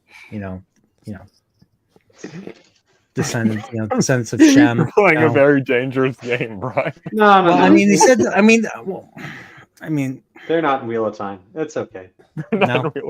No. Okay, fine. But yes. So, I'm trying to remember. Is there anything else of note? In these sections, I feel like Rand does most of the cool stuff in Perrin's POV chapters. Well, yeah, he yells at Time, and they're trying to get a word in, and Time's like, "You got to have bodyguards, bro. You got to have bodyguards." And so I think Time chooses someone named Dashiva or something. Yes, Dashiva, yes. I don't know how to pronounce it, but yeah. So yeah, so we get to, I think Dashiva I think is pretty interesting. I want to see him. I want to see him do more. He's just kind of standing there, kind of standing there, just like he doesn't care. He's just like doing his job, just crossing his arms and all that. So I don't know. Him, and then there's what's the other one's name? Remember, Taim doesn't choose the Shiva though. Doesn't Rand? He Rand does. Rand. Yeah, you're right. You're right. Like pick someone at random. What's the name of the other dude? Is it Narishma? Or Narishma? Okay, Narishma. Okay. Apparently, I accidentally learned something that Narishma does later, thanks to a certain prophet. Yeah. That we all love. And then Narishma, where are you? Where are you, buddy? Where are you? If you're listening, where are you? Just ask. So, Brian, there are 9 Ashman, broadly speaking, that Rand takes with him. 4 are soldiers, 4 are dedicated, and Deshiva is the one full Ashman. But he makes use out of all of them. And it's a fun trivia question to name all of them, but they all kind of come in here. But the key ones to remember, you're right, Deshiva. You've got Narishma, Damer Flynn, especially.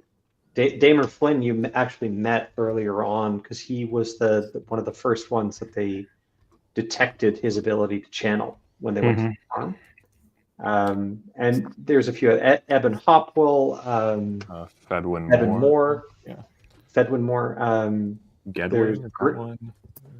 No, Gedwin is a later one. So Gedwin and Torval, I think, were at Dumai's Wells, but those are full Ashaman. They play a more prominent role in the next book. But just so you remember, he's got like a cadre of 9 other male channelers with him now. Okay. And then we also learned that Time actually gave himself a title. Yeah. So he's not Ashaman. He is Mihail. He's Mihail. And the pins have been removed from his coat. You'll see a bit later, and he is styles his own coat now with blue and silver dragons around his collars in mimic of Rand's tattoos. I wonder if this has anything to do. I thought what chapter was in Lord of Chaos when we get the we get like the ceremony and all that with you have the Ashaman and the different ranks and all that. And he pins Time, and Time is just like Time. Just looks like he's gonna like vomit or something. Like he is super duper like there's something going on with him. And Rand's like, what the fuck's wrong with you, Time? And so it just made me think more of like maybe he's Demantrid or something, and that he's just nauseous at the idea of this whole thing, this whole farce that he's playing into. It's a read and find out, but we can discuss this in depth when you're through the series, because there's some stuff going on here that generates a lot of discussion online about what was intended. Yeah. Actually, what's funny is you just gave me an idea. So maybe do a final stream after covering the final chapters of Memory of Light. So okay, that would be an interesting thing. I'll have to come up with questions though. So things that were probably not answered, or I'm sure there was plenty of things that weren't answered. So but yeah, so we did talk about, what else did we talk? Was there anything else of note in these chapters? I mean, there were 7 long chapters of stuff going on. Wise ones, anything with the wise ones, or no? Rand is just kind of resettling back into his base of power. Yeah. So we're just regressing, but essentially he's now got Aes Sedai answering to him, and he's got Ashman answering to him. So it's he's no longer alone. He basically got a team. He gets laid. That's not in the Perrin chapters. That's a later Rand chapter. I thought we were talking about Rand. Sorry, I forgot. I forgot this is Perrin. Yeah, nothing happens with Perrin. Can we talk about Rand? Yeah. Why not? Let's he talk. Gets let's laid, baby. Does he get laid at this point? I don't remember. He gets laid in chapter 19. That's right. Right after Cat's point, right? I remember because that's where I stopped reading. So I believe there are 2 Rand chapters, Brian. So the first one of it is from Rand's. Yeah, the first one is where he you get kind of a view of his military plan because he goes to visit Davram Bashir. Mm-hmm. Right? Oh yeah, that's Yes. right. And they talk about like what their next step is, which is basically the same as the last book. So getting Elaine to basically take over because he doesn't know how long he's going to be able to hold Kyrian and Camelin. Yeah. So he wants Elaine to take her place as the queen. Yeah. So he's trying to. So they do talk about her. But the other thing that he's doing is he's building up a massive army in Tyr on the plains of Moredo. He's got Wyramon there. At the same time, he's also been training like the Saldeans and the Legion of the Dragon. Those are training outside of Camelin. We see that very briefly in Lord of Chaos, if I remember correctly. Yeah, and he wants Samael's eyes to be completely focused on that massive army amassing in Tyr that's going to start marching towards Ilion. And he's got a super secret plan that him and Matt and Bashir developed before Matt fucked off in the last one. So anyways, we don't know this. We don't know the details of this plan yet, right? Not yet. And it's going to be the ending of this book. So you'll see kind of what the whole master plan was to try and take over Ilion. It's fun. All right. We'll keep that in mind. I'll have to reread that portion of this chapter. So, all right, I'll do that. And then we'll skip all the way. What chapter was it? 17 or 18? No, I think it was. It's the one where you 18. Get introduced to Cadsuane. Yeah, Yeah. So, what are your thoughts? My first thoughts when she got introduced as a character is like, oh, Moraine is back, or the Moraine character is back. I mean, I don't remember there being that much. I mean, well, was there that much tension with Moraine, like to the point where he was willing to, where like everybody was gonna kill, like all the guns were pointed. I liked how they showed the there's the box art that one cover of Crown of Swords where you see the back of Cadsuane's head and everybody's looking at her. It also makes me think of that meme with what's his name from was it Rapunzel? Or was it the guy from Rapunzel? With like all like the knives. He's got all the knives are pointing at him. That's kind of that's kind of what I was thinking when I was reading Cadsuane, except she just doesn't give a shit. She's like, I've been alive for 400 or 500 years, and you guys are all nothing but a bunch of twerps to me. So Dana, I think she feels like Moraine because Moraine is gone. Yeah, and they have the same motives basically. Like they're trying to help Rand out. And they're very different methods though. They're kind of separated from the rest of the Aes Sedai. They're kind of their own entity. But I didn't ever think she was like a Moraine replacement. She's the grumpy old lady who decorum just doesn't exist anymore because she's the old lady and she doesn't have to give a crap. Yeah, personality wise, but I was saying more of story purpose wise, right? So purpose. Yes, absolutely. Yeah, she literally replaces Moraine's purpose, and hey, let's make sure the dragon doesn't screw up. Yeah, but Brian, what's interesting about Cadsuane, as you continue reading, you'll find more out about her in later books. But there is a very good reason why she's behaving the way she is, as far as being nonchalant. And acting like she's the most powerful person in the fucking universe, because she legitimately has no fear of Rand al'Thor and what he could do. None. Seems like she's trying to find. I don't know what she's. Yeah, I'm curious what she's trying to do. It seems like she was trying to provoke him. Yeah. So she's trying to get a good look at his character. Maybe, I don't know. Yeah. Mm-hmm.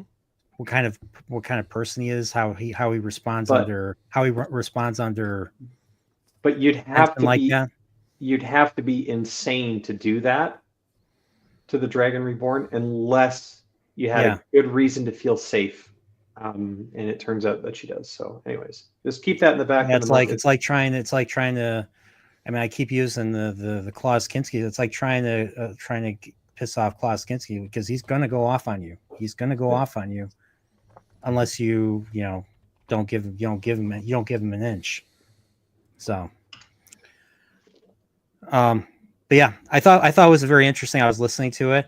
I was like, who the heck does she think she is?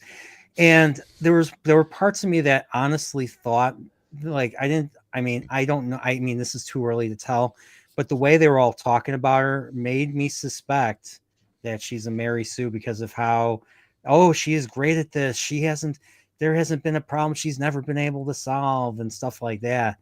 And it just reminded me of, just made me think of modern entertainment and how they talk about how, oh, she's the best at this and she's the bestest ever at that. No, she's just she has many flaws. Don't worry, she has. Okay, that's good to hear. Flaws. That's very good to hear. Then I know this is really early, but that's just the impression I got. So yeah, being worshipped by the Aes Sedai is not a compliment. Yeah. Oh no. Yeah. Oh, not want to be all the other the Aes Sedai love her, up but like, oh my god, it's like this is not a cadre of women that I'd seek approval from. If anything, the last 6 books have demonstrated that. So yeah. So I'm trying to remember if there was any other points in this that were brought up. I know I read this last week, but I'm trying to remember if there were any other finer details there that were worth bringing up. Well, they bring up Berlain, and he's going to send Berlain away, and she's like, I don't want to be sent away, because if you send me away, then someone else is going to take over, and then they're going to probably want Mayene, and you're probably going to give it to them because they're now the ones in your ear, blah blah blah. So he's like, no, I won't forget. I'm curious if there's more to that. If there's going to be more to that section with Berlain. She has a logical motivation. Berlain does. I see, and he's keeping the Marana and what was her name, Karuna, or no? So Marana? yeah, Marana was the initial Aes Sedai in charge of the embassy to Camelin. And is she the one that he tells her to kneel at the end of? Yeah, she's a part of Lord that Chaos. group. Same with Swear to Lord Dragon, you'll be knelt. Yep, they're in that group. So they're Saladar's, but the Aes Sedai politicking was that Bera and Karuna, who are both Greens and were sent to the Waste way before when they thought Rand was in the Waste, they had like this was during the Dragon Reborn. Yeah, this was during Dragon Reborn, right? No, Shadow Rise, or it's Shadow Rising and or no, it's Fires of Heaven. So, thereabouts, Fires of Heaven or Shadow Rising, because when they get to Saladar, I think actually no, yeah, it's definitely the Fires of Heaven because they get to Saladar, or Swan gets to Saladar, and Swan is able to relay that Rand al'Thor is in the Aiel Waste. They send 2 Aes Sedai, Bera Harkin and Karuna Nachima, because they have 7 warders between the two to go to the Waste. Then they find out he's out of the Waste and he's in Camelin. Bera and Karuna, in the meantime, had turned around. They arrived in Camelin and they took charge of the Saladar mission. Yeah, I remember that. Because they're the most powerful, so their power ranking is up there. They got the most warders. They kind of took over. Marana was the Aes Sedai who was initially in charge, and she got sidelined by Bera and Karuna. That's just their kind of internal dynamics right here. But Rand likes Marana a hell of a lot more than Bera and Karuna ultimately. Because Bera and Karuna were the ones that basically bullied him from the start. Yeah. And that's what led to chapter 49. Them doing the mirror of mists and all that, and that's what basically set the awesome ending of Lord of Chaos in motion. So yeah. So hey, you can't fault them. You can't fault them for that. So, but yeah, I'm really curious where this goes with Cat Swain. And then I know that the next chapter after that is from the Aes Sedai, I think from Marana's point of view, actually.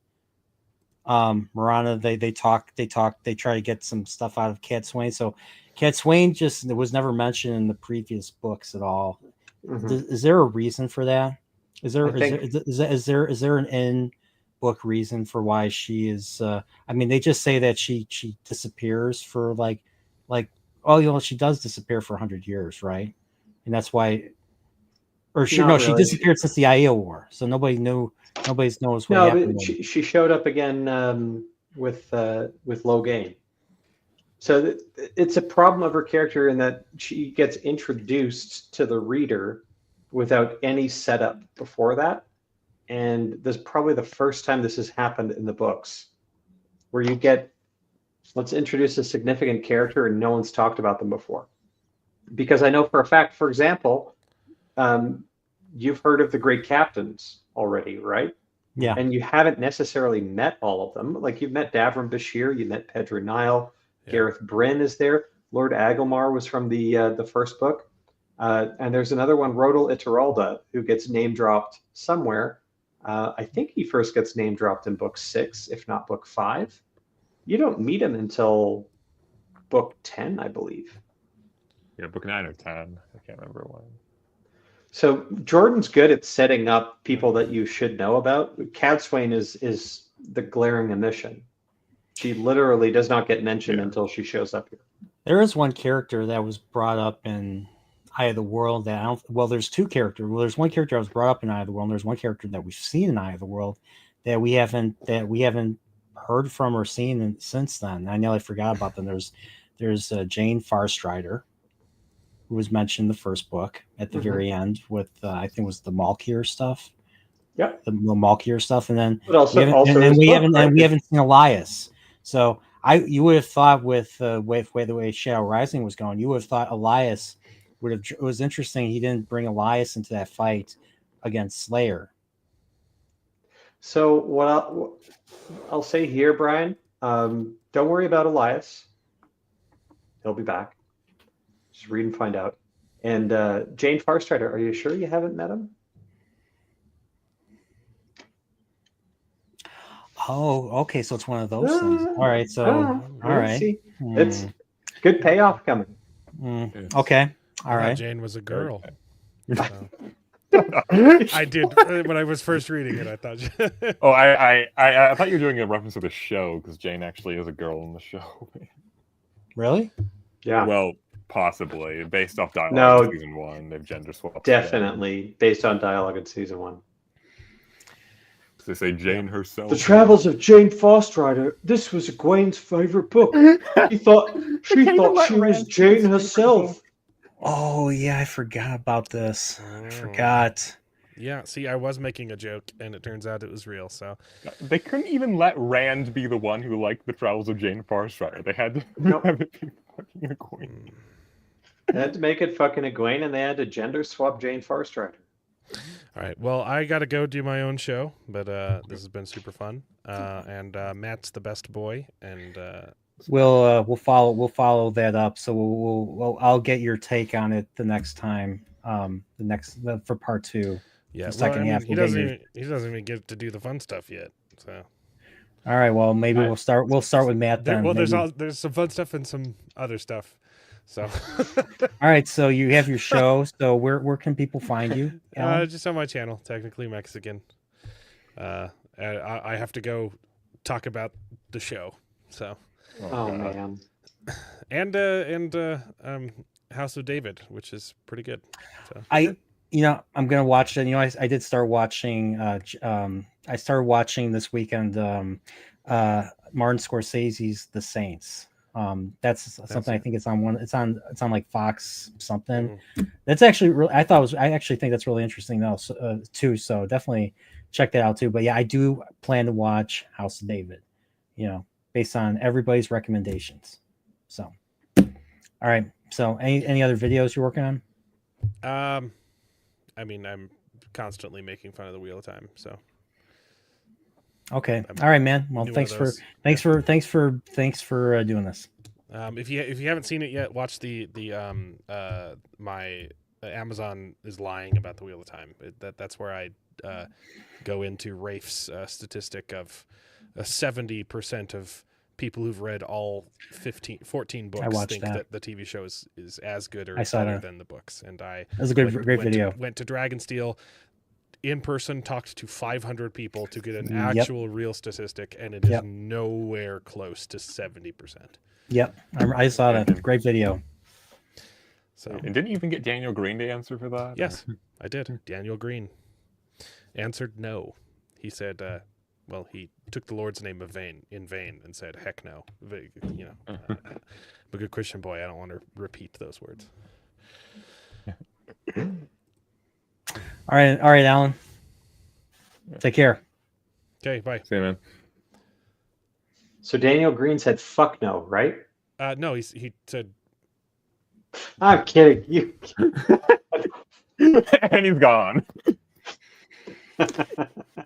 Ugh, wow. So The Matt stuff. Come on. And All right, it's now it's gone. time to get excited. hey, wait, we still have to. There's still if we find out Colavere's dead, so she Yes, hung herself good. because Committed suicide. she would have rather been a prisoner or rather been She'd rather have her head chopped off. Head than be a chopped off. peasant. than be a peasant. So But again, she's the- dead. The only reason this is significant is because you know why Rand is behaving this way, right? He does not want to harm women. Yeah, because and he Col- thought he Colavere's was a- doing her a favor.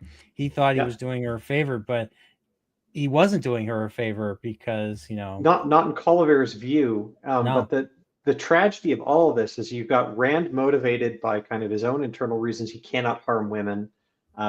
Colivere, from her own mindset, this is worse than being beheaded to her, and Min is seeing it like she's going to hang, and Rand is thinking, well, as long as I don't hang her as a traitor, don't cut off her head, because I think Colivere demands the headsman. Yes. Right? Because when she gets stripped of titles and it's like, what the penalty for treason is, Dobrain says, and then she's like, nope, I demand the headsman. Not happening. And Rand then knew about the viewing that Min had about Colivere, and he tries to avert it. So he comes up with his solution, and then that she ultimately ends up hanging herself based off of the sentence that Rand passed down. You come full circle on this whole story, and it hits on everything. So it's something that's actually well executed at the end of the day, and is both tragic and in keeping with the character. So I like it a lot. Yeah. And so one thing I forgot after the whole Cat Swain, stuff that happens in the throne room, Rand gets the news that Herod Fell is dead. Yeah. And I think, isn't it after that we lost Staple. He'll be back.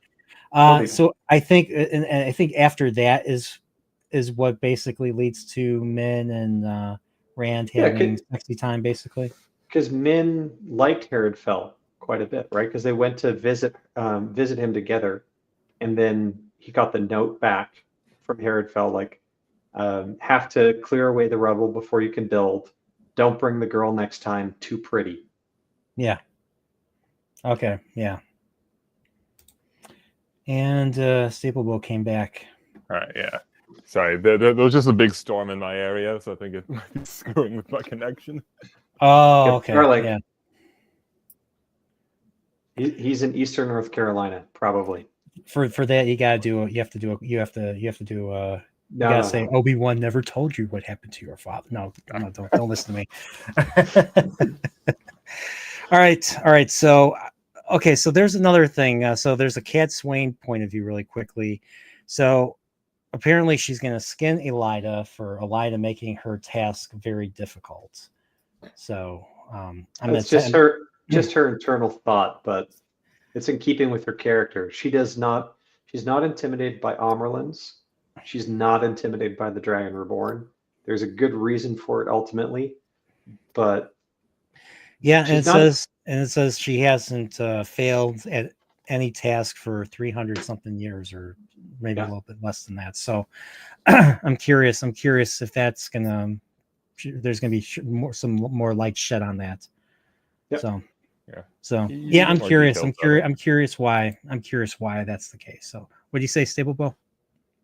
Oh, I was just gonna say, I'm pretty sure in New Spring you get some more lore from Cadswain as well. Yeah. And New Spring's not what I wanted to hear, but Well, it's not just New Spring. It's just that's one of the places where it is. So, Brian, just so you know, I don't know what your reading schedule is like. You don't have to read New Spring, but in release wise, it came out between I believe 9 and 10. Hmm? It came out after Crossroads, but before Knife of Dreams. Yes, Oh. 10 and 11. Because I think I was reading some of Robert Jordan's Q&A, and he said I think he told them to read it in publishing order. I think so. He said if you're going to read New Spring, read it after Crossroad of Twilight. Yeah. So that's the best place to do it, because otherwise it could spoil. Like if you read New Spring before reading The Eye of the World, stupid book. You don't know any of the plot that's actually going on, and it might actually spoil you for a lot of things. But yeah, reading it in the publication order is probably good. The one nuance is that New Spring originally was a short story that was published. At least the scene where Lan dumps or Lan has a lake dumped on him, because that's alluded to in the Great Hunt. He wrote that out, and it was a short story. And he built that into the novella that is New Spring. But anyway, Staplebow's right. You get some more views about Cadswain in events prior, because she shows up in New Spring for a chapter or two. Oh, okay. But you could skip it. You don't have to, unless you're completely fascinated by Cadswain, which no one is. Well, I think she's. I mean, right now, based on what I'm seeing, I mean, maybe she could fill in some lore blanks or something, history, of what's going on, what led to what happened now, which is something I'm actually. That's kind of part of the reason why I really like Song of Ice and Fire, is because there's a lot of there's a lot of backstory. Or previous events done different and done in different contexts and stuff. So so I'm curious if there's going to be any of that with her. We're going to recount things maybe 100 years ago or something, or that's relevant. Be prepared to be disappointed. If you're hoping for historical events to have recontextualizations because you get in Cadswain's head, no. Oh well, I tried. Like Brandon Sanderson said, I tried. She's not a lot of people's favorite character. Well, she's not the best character. I'm just saying that there's a logic behind it, but at the end of the day, she's kind of like a foil more than anything. Oh. Yeah, I'm just curious. I'm just curious why she was introduced. So hopefully we'll see more. She does stuff. She definitely does stuff. Don't worry. She does things, and she does have kind of the right message. At the end of the day, too, she, despite her character, which a lot of people can't stand, she does teach Rand something. She does kind of help him inadvertently, ultimately, in the right direction. Way, yes. In a very roundabout way. But the reason why she's here for a story purpose is because the Moraine figure, the advisor figure, the mentor figure is gone now. Yeah. So I definitely got that. She's not the same character as Moraine, but she serves the same story function. Same role, almost same role. So, yeah. All right. Well, I'll have to see. I'll see where that goes. So, all right. So we're 2 hours and we still haven't covered Matt yet. Dang it, my bad. No, it's good. That's good. So save the best for last. So I'm just gonna. So there's a chapter where our Supergirls negotiate with the other wind fighter, like the wind finder, the wind ship, like the head of the mistress of the ships, the mistress of the ship, breaking wind or whatever. Yeah, mistress of the ships. Negotiating because they know about the that's where they find out that the name of the Terangrial is the Bowl of the Wind. So we get that. They're going to fix climate change. I did kind of like that chapter because it was Avienda's point of view, so we get a lot of Aiel context into what's going on with them. So I thought that was great. But let's just go to Matt. So Matt is at the horse races. He's betting. I'm like, really? There's horse races in Abu Dar. There's horse races in Abu Dar now. So he's got no. So I kept pronouncing his name Nail Sean because Sean, just but apparently Kramer pronounces it Nelesian, and I think you say Nelesian. Nelesian. Yep. Yeah, So you got Nelesian with him, and Alvar's he's the jockey, basically. He's riding his own horse, Wind. And here's the key thing: Matt's good at betting on horse races because not of his luck, but he knows horse flesh. Because of his dad's dad. a horse trader. Yeah. Oh yeah. Oh, I thought his dad was an adulterer and abandons his family. Oh. And that's why Mama. That's why Mama. Yeah, that's why Mama got burned alive by white cloaks. White cloaks. You guys. Sorry, just had to ruin this. So apparently I think they're trying to keep track of Nynaeve and the rest of them. And I think he finds out through like Tom and Julin or something what they're doing, but he doesn't. I don't. At this point, he doesn't. They haven't told him anything, right? Like they don't know why. He doesn't know why he's there. They didn't tell him like they're looking for like a Terangriel. They haven't said anything. All they did was they were mum. They were mum when he asked them questions, and then to be complete bitches, they start channeling at him to say, with the medallion, with the fox-head medallion. First, they told him that he needed to give his medallion to them because they demanded it. You must have a tur on rails. Like, well, I have a tur something. Well, thank you so much for letting me keep what is mine. But and then the others basically start like testing out what the limitations are. So they can't weave at him, but they could pick up a bale of hay or a rock and huck it at him. That works just fine. So that was. They're not very nice people. No, they're not. That's why they are very difficult. And the thing is, nothing really. I mean, in my opinion, nothing really happens to them. They're just like they're off doing their thing, being self-important, and maybe once in a while Moghedien might attack. So when Moghedien did attack them in Fires of Heaven, it was a big deal. I was like, oh shit, Brigida. Oh no, not Brigida, no. And then she bonds Brigida. Like that was a good moment. That was a good moment in Fires of Heaven. I just wish there was more of that so they could be a little bit more humbled by the fact that they're in danger. This is the dangerous situation. So but yeah, no humble pie. They do not eat humble pie, those two. So apparently at the races, he finds a woman with vulpine features. And then this is where I was telling you this earlier. He starts to recall a certain moment from a certain Eye of the World book when Rand is having his fevers after channeling after the dancing cartman thing. This was, I think, chapter 33. This is chapter 33, right before they go to Camelin.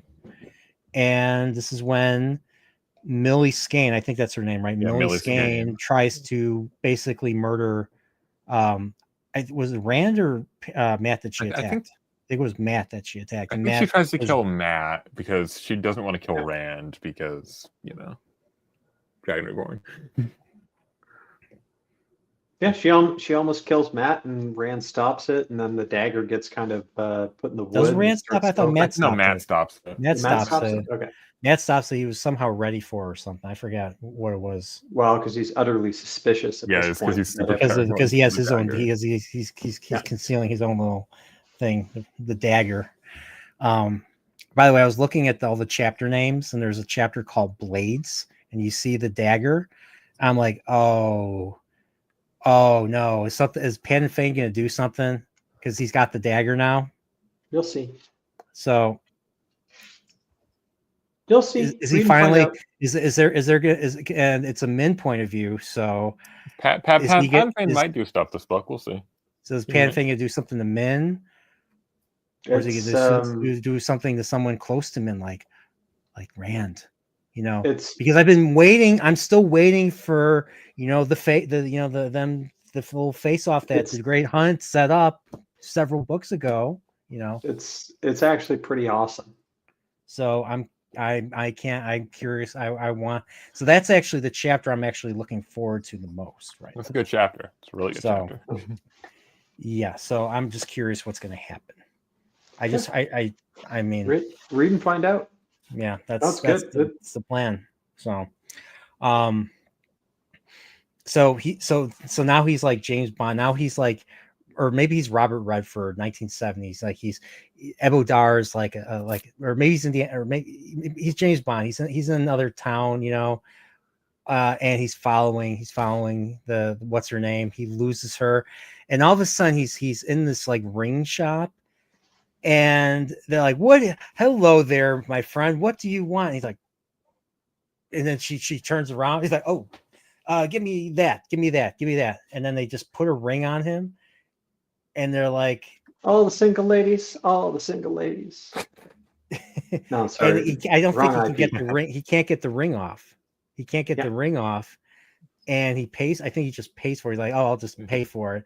And it has doesn't have like it has like the fox and the raven on the ring or something. It's a fox startling 2 ravens in flight, and it's encircled by like 9 crescent moons. So very fitting that he got it. Yeah. And so I'm taking it. It's very important for Matt. Matt's lucky. Yeah, it's the pattern. He is. Yes, he is. And he follows her. He manages to find her after several tries, and he sees her going into a palace, and he sees her and I think Jacob Carradine, and this is where we get Jacob Carradine comes back into the story. Well, no, it's he ponders who the hell lives there, and then a beggar or a stranger on the street lets him know.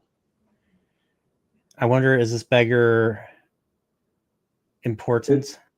Well, you get a POV of him later. So when I said kind of before the stream, you're like, I don't know who this. Oh, okay. I know who you're talking. Okay. The guy that's watching the Black Aja. Okay, that's him. That's him. The guy's watching the Black Aja. The guy is watching Carradine's pet. Like it's the same guy, and so you'll meet him later. It's an old man. Interesting. Yeah. Okay. He's a pretty cool character. And then it shifts. So it shifts. So now it's a Jacob Carradine chapter, and apparently Jacob Carradine is basically he's there to do the bidding of Samael shows up, right? So Millie Skane comes in to report. Samael comes in, but and I think Samael just freezes her. Yep. And then commands him to I forget what was they're looking for the thing too. They're looking for the bull. Not necessarily the bull. All the Forsaken are looking for a cache of Angreal or Sa Angreal. Because remember, the Forsaken, they're all competing with each other. They're all at about the same strength level. Even though the women are weaker than the men, the women are more adept at doing multiple weaves, so it kind of balances out if they're very practiced. And the women can they can bond. They can join. They can link, but the men cannot unless there's a woman with them. But for a female Forsaken, that's not really an advantage because they wouldn't team up with each other to try and take on a male Forsaken. The thing, all the Forsaken, they're all keen on finding an Angreal or a Sa Angreal. All of them are. So they're trying to basically raid what they can and find it so that they can become Nablus, basically. Yeah. So Samael has gotten wind that there's something in Abu Dar, and he has people looking for it. and is kind of assigning Carradine to help with that hunt. Carradine is like, but Ishamael or Balzamon told me I needed to kill Rand or Matt or Perrin or all of them, and as long as that's not done, a family member of mine gets murdered every month. What are you going to do about that? If I have to do your thing, what about my old task? Cry about it. Yeah, exactly. I still have another sister. So I think, and then the thing that caught my attention is like, oh, how am I going to deal with Matt? How am I going to deal with the Aes Sedai? Don't worry, I have someone who can help you with the Aes Sedai. Oh yeah. And the first thing I thought, and I could be wrong, but I don't think I am. I think it's the one that killed Fell, the Golem. Now I don't know what the Golem's capable of. Yeah. I just know that he can rip people apart. He can rip people apart, and I think in Lord of Chaos he slides through the door, through like jelly, like Ivan Ooze. If you ever seen Power Rangers the movie, like Ivan Ooze just kind of worms his way in there. So I'm just curious what this Golem's capabilities are. And because of the fact that they said that you're going to use him to take on the Aes Sedai, I'm assuming he has a defense against channeling. Because if you go against Aes Sedai, the Golem is very don't say anything. You're gonna love the ending of this book. Okay, all right. If you're anticipating that stuff, it's like, oh yeah, I am very anticipating. So that's the other thing I'm anticipating. I know how this book ends because of the cover. Yeah. No, I know Samael is going to be in Shader Loga. I don't know how this happens, but I'm actually looking forward to Nick or to Matt's fighting the Golem, basically, and the Blades chapter. Those are the ones that I'm looking forward to the most. So in this, so the trying to remember if there was anything else. Oh yeah, Matt gets attacked. He goes back to the end. He's like, you know what, I think I'm gonna go. Wait, why is the money in here? What's going on? And he goes to his room and he nearly gets clubbed. So there's a nice little, there's the first fight in the book. I think this is the first, besides the prologue. I think this is the first action scene, basically. Matt and Matt takes on somebody that tries to hit him from behind, beats him, falls into a room, and the guy's like, "Oh, I gotta kill you too," and then he kills the other guy too. Survives because of luck, but I mean that's par for the course with Matt. It's great, and he draws the wrong conclusion, right? Just thinking that I'm in a rough town, rather than seeing that someone's actually out to get him. Mm-hmm. Oh yeah, I forgot. Before that, he goes to the palace. He goes to the palace, and the Aes Sedai are like trying to grab him, and they're trying to pull him. He's like, "No, you're mine. No, he's mine. No, he's mine." He's like, "Get away from me! Get away from me!" Ladies, there's enough of me to go around. And then it's like that, and then they all like turn to him and look stern, and he's like, "Don't have a sense of humor? Come on." And he had like didn't he have like a letter or something? There was a note that was put in his pocket. And that's an important plot point. And he thinks it's the Elida's people. One of them. Which one was it again? Let's see. It was so there's Teslin Jolene and Teslin. Yeah. And Jolene is the pretty one who, she didn't have an Aes Sedai face, but she's got a very nice bosom. And Teslin is the bony Illianer who speaks weird and is also just like... Isn't she's white, Aja, as well? No, so Jolene is green, Teslin is red. Oh, Teslin is red. Okay. Yeah. All right. And then you got Marillily, and of course we know Marillil. Marilil, Cariana, and Saritha are the Saladar Aes Sedai that are already in. That are already in Ebudar, and then you have Adelaus and Van Dien who traveled down with their party. So Matt knows Adelaus and Van Dien. I also forgot the fact that the queen tries to basically it's like, hey, she's like, hey buddy, I want you. He's like, no, just wait. Yeah, that's oh boy. Queen Tylan is a character. Yeah, and she's like, you know what would be great? My son should hang out with you. He's like, no, I don't want, no. Guys should become friends. No, not really, no. So Beslan, now he's stuck with Beslan. So all Beslan loves doing is stabbing people in duels. So I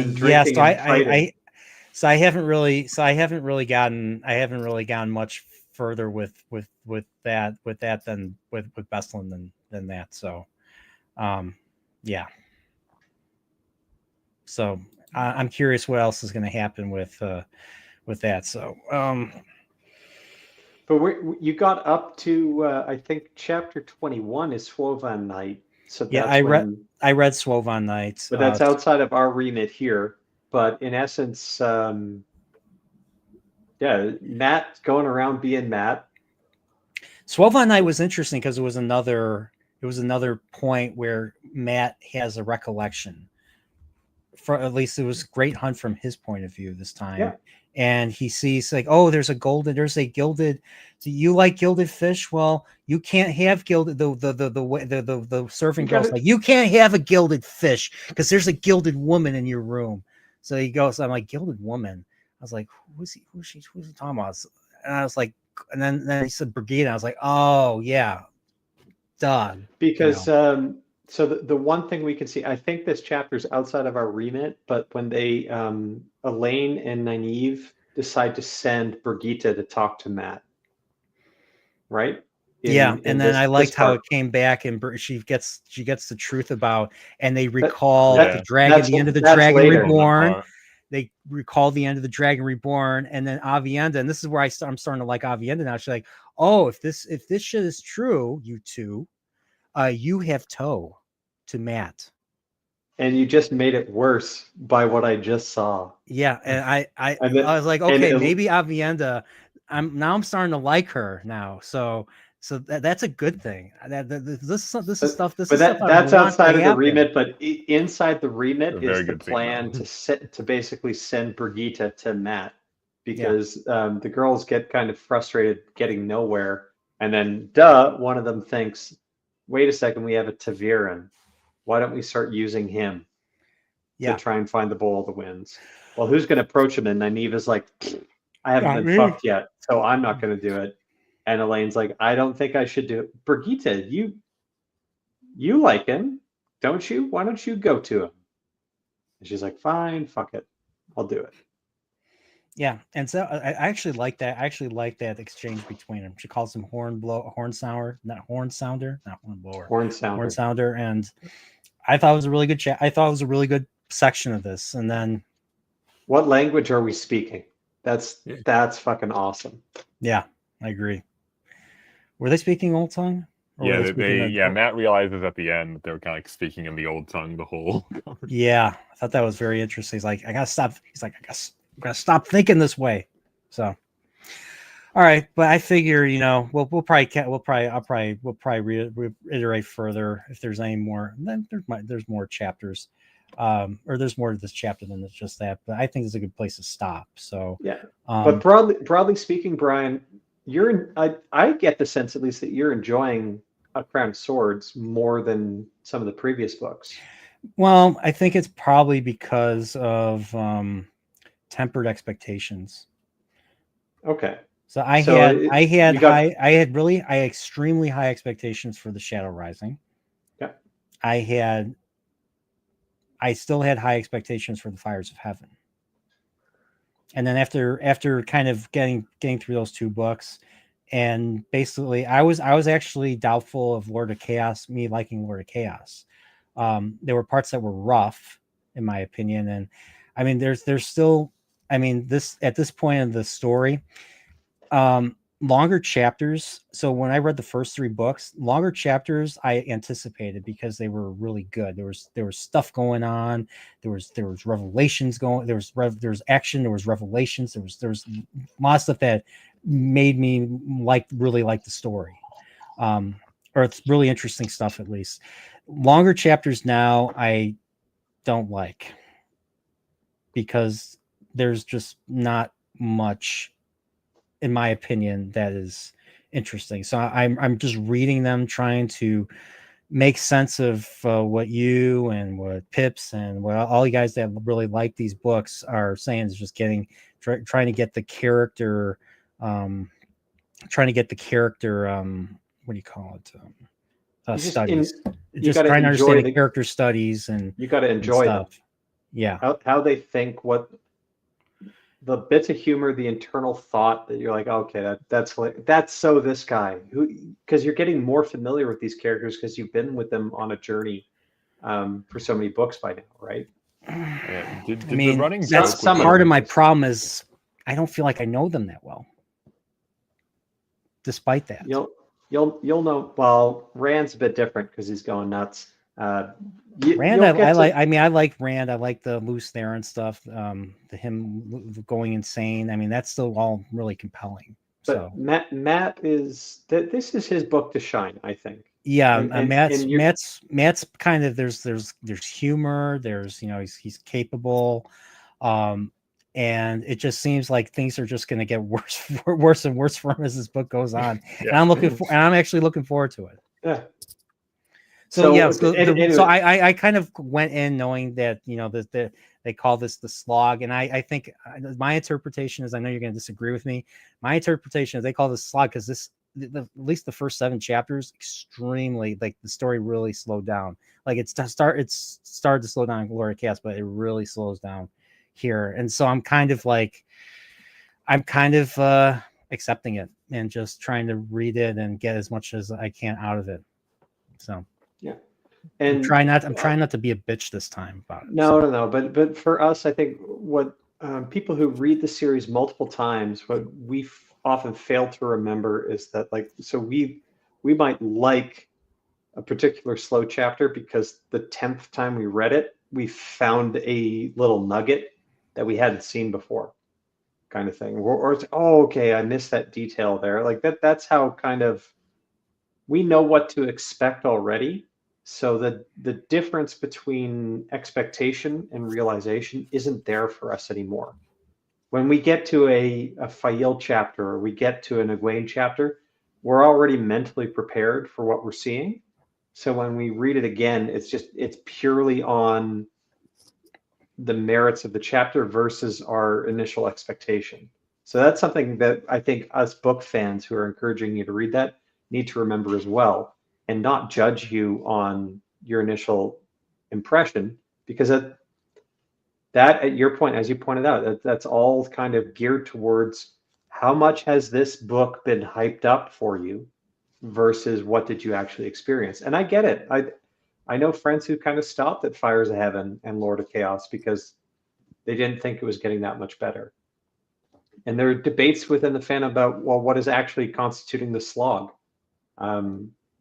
What is a slow book? What is a fast book? What do they like? Again, it's initial expectation. If Lord of Chaos got hyped up for you, and I think maybe it lived up to the hype at the very end, but it was a struggle kind of getting there. Now I find it interesting that for A Crown of Swords, people are saying it's like, all right, the series kind of gets harder to get through for several books, and you need to enjoy the character moments, or you're never going to survive this. I'm at least happy that you seem to be enjoying the character moments. So some of them. Yeah, well, yeah. We're not telling you you're going to like Egwene. Like, come on. We're not that evil. Yeah, I mean, I had to try and make sense of what the author was writing about, and all those 40 pages of chapter was 12. It was long. It might be the longest chapter in the series so far for me. 40 pages of Egwene, just so far, just basically getting other Aes Sedai to swear fealty to her, and just to basically prove to herself that she's not a puppet. And what's wonderful is how pointless it all ends up being. It's a meta joke. That's how I have to read some of these parts. Is it's a meta joke. Mm-hmm. So, yeah, that's kind of where, I mean, I didn't think of a meta. I didn't think of it, but I did think there was something. There was something funny about it. There was something. Now that I think about it, there was something humorous about it. I just didn't know exactly what. And then you say this meta joke. I'm like, makes sense. The meta joke is essentially the women think that their own internal problems are the most important things in the world, whereas the most important people of the world are off doing actual things and changing events. And no, all these Aes Sedai are focused on is their own catty internal politics that affect a radius of 5 miles around them. Yeah, it's like they constantly say, "Oh, the tower needs to be like united in order to guide the world." You know, the world is doing perfectly fine while the other people are doing stuff. Yeah, yeah, like Rand's already taken out Forsaken and all that, and what are they doing? They're just bickering about inconsequential stuff, and that's part of the that's part of the reason the Aes Sedai chapters are tough to get through, is because all the stuff they talk about is inconsequential. But just keep that in the back of your mind, and at the end of if it's frustrating to you, just sit back and realize this is actually appropriate. This is women being women. Yeah. So we'll so we got my goal is to try and I want to try and finish this book up. I'm actually going to Japan in 4 weeks, less than 4 weeks now.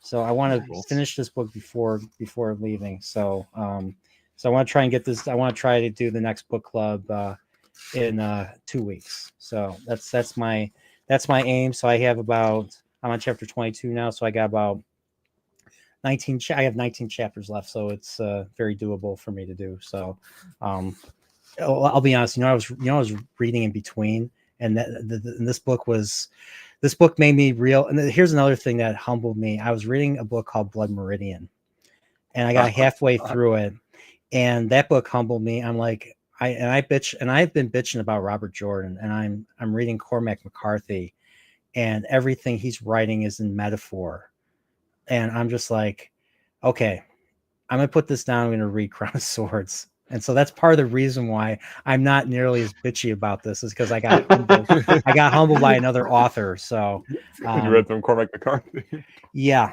So I'm only halfway. I'm only halfway through that. I'll probably read it. I'll probably read it on my flight or something. So, but yeah. The goal is to finish the Wheel of Time this year for me. I want to get through it, and there you go. So we'll be there helping. Brian, fun stream. Yeah, I love doing these, and it's not the only reason why I'm keep reading it. I know a lot of the guys, when I was struggling, like, you don't have to read this. If this is something that you're not enjoying, then you shouldn't have to read it. And don't think that you're not gonna have us as friends and all that. I was like, no, of course not. So, but I think I enjoy the conversations. I love doing this. And I'm actually really looking forward to how this all plays out, how it ends. Last battle, what all of Rand's prophecies, like, does he have to die, and how does it happen, and what happens next, So I think you're gonna like the second half of this book, because you alluded to a lot of the things that you kind of wanted to see, and we didn't want to spoil it for you, but just like it's read and find out. You're close to it. It's before you get to the back cover of that book. You're really gonna like. Okay, all right, I'll keep that in mind. So, All right, so so what's going on with the White Cloaks, Dane? Oh, dude, Alex still needs to come out with his episode 5 review, but his episode 4 review is doing. Yeah, it's doing quite well. He's a bit behind. He showed. I liked his. I liked his little education. Little analogy right there, and he used The Wire season 4 clips. Yeah. Definitely check out that Chilporial. Me and him talk. I finished The Wire, and we talked about especially that season. So, yeah, when Thursday, when episode 6 drops, I think within a day or two, I'm going to try and do my live review of that, and then hopefully Alex will join again. But stay tuned for that. We've been doing well on the channel. We're passing through 1K. We're at 1.04K, and I'm just lamenting the guys. We need to get Steve up at 4K for crying out loud. He's been at 3.99 for like 2 weeks now. If you haven't, Staplebo, go make a fucking alt on YouTube and sub. Make an alt. You might just tip him over, just so you know. And Brian, if Staplebo doesn't do that, then you could. If you just make an alt. And I already have. I'm subscribed to him on 4 channels. Do it again. I was at 4 channels as well. But anyways, that we're waiting for the next disaster episode of the show. I just can't wait for young Leandrin and Kareni's gonna come back. So hooray! Oh boy, that's gonna be fun. Shrek-Sedai. So. So yes, my burner account. so yeah, if you haven't watched, definitely check out me and Steve did Chilporial on Friday. So I know you got. I mean, I didn't have nearly the. I don't have the White Cloaks viewer count. You guys had like 60 freaking people on Friday. That's crazy. Steve kind of rated. Well, yeah. Even I don't even think Steve gets that. Like White Cloaks get. I mean, you guys get like everybody. Because I tell them that I don't want them to watch live. Yeah. Fucking idiots. And then they watch live. So don't do what Donnie Don't does. So I do want to do at least 1 or 2 more Wheel of Time related Chilporials. I want to do one, maybe the finale I want to do with White Cloaks and Prophet of the Dragon, you know.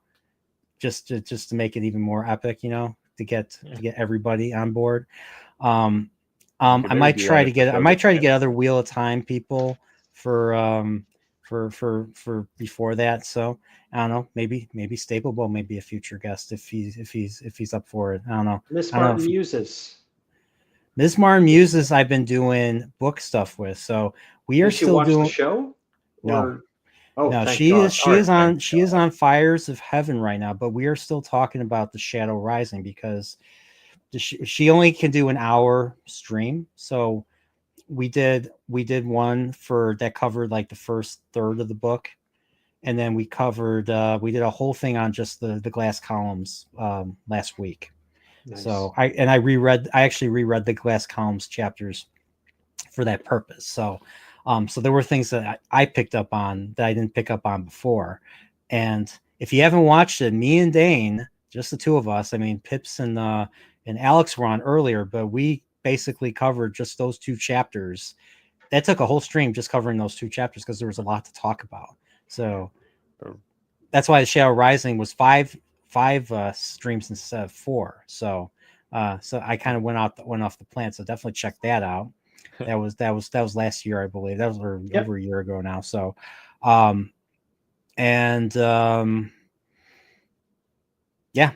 So expect more Chilporials talking about Wheel of Time and all that. So, are you going to be doing videos in Japan, or is that just a vacation for you? It's a vacation for me, but I'm meeting other people on YouTube that I know and I've done stuff with that lives in Japan. Like, I don't know if you know Wakizashi Seahouse. I'm going to meet him. Ginger Ninja is another person I've already met, but I'm going to meet him again in Japan. And another channel, Angry Canadian, who covers Nintendo and video games and Lego stuff. So yeah, so I'm going to be meeting those gentlemen. And what's funny is none of them are Japanese; they're all Caucasian.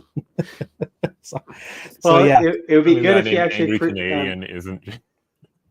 Angry Canadians, he does like video game streams, and Like I know what he looks like now because he told me his name, which I cannot say, but I know, No, now I know what he looks like. So if you're watching AC, yep, he's not. Anyways, I'd be interested in seeing if you do anything from Japan while you're there, but understand too, like if you're not bringing equipment with you or whatnot. So, but Probably I'm probably just gonna bring my phone.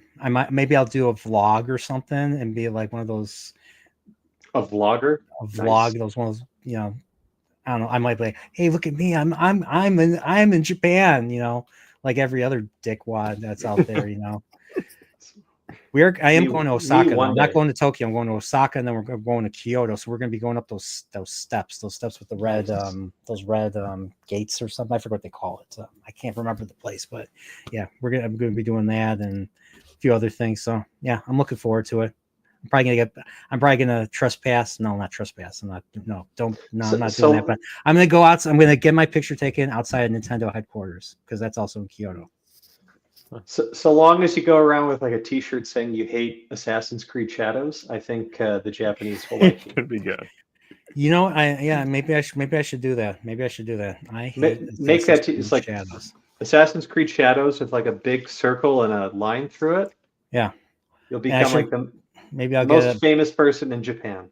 And maybe I'll get another shirt saying Shogun 1980 is still the better Shogun or something. By the way, Richard Chamberlain passed away, the original Blackthorn. So yeah. So if you haven't watched it, go watch the original Shogun. It doesn't have the Japanese side of it doesn't have the Japanese intrigue as much. I mean, they kind of stole from Game of Thrones, so like all that stuff about like the child and the 7 councilmen and all that was not a thing. The original show focused on the love story between Blackthorn and what's her name? I forget the female lead. Maria. Well, Japanese Japanese girl. I forget her name. The one that translates for him and all that. So, yeah. Tokyo Rose. But she does die the same way. Bomb in the door. Is it Masako or something? Anyways. I don't know. About you, Staple Bo, what's going on with you? Not much. Like I said earlier, I've been reading Memory, Sorrow, and Thorn recently. I like it so far. I'm pretty early in. Not much. I hear it's really slow. Like it takes like 300 pages for stuff to get moving. It's a lot of setup. Yeah, I'm definitely seeing a lot of the setup. Not much has happened in terms of like the raw plot, but the characters I think are pretty interesting. I'm interested to see where it goes for sure. And yeah, so I know I know you have I think the main character is like a scullion, a boy scullion.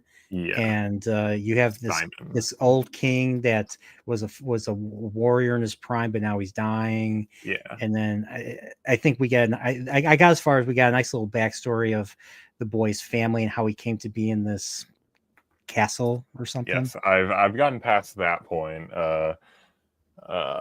Yeah, some more stuff has happened. There's a bit more like political maneuvering going on at the part I'm at. Okay, I didn't get to any political maneuvering yet. I met a mad scientist, and I think I met another wacky character, and so yeah. So it's still setting up. This. You met Dr. Morganas and you met Kadrak, the priest. Yeah. No, it's maybe it's the priest that tells the setting story. Maybe it's the priest that tells the backstory of the kid. Morganas, you don't get the full backstory on chapter. I'm not sure. Yeah, you don't get the full backstory on Simon until a little bit later. The key thing, of all the big fantasy series that are out there, Tad Williams actually finishes his. That's what sets him apart, right? Jordan wasn't able to finish Wheel of Time. Martin still hasn't finished A Song of Ice and Fire. Rothfuss will never probably finish whatever his whole thing is. Yeah, he'll just keep stealing people's money. Yeah. What needs to be a horse once told me in person that he would rather if Rothfuss would set on fire, he would not piss to put him out or something like that. But something a horse. The thing with Williams is, as far as approach, I'm pretty sure he's a plotter.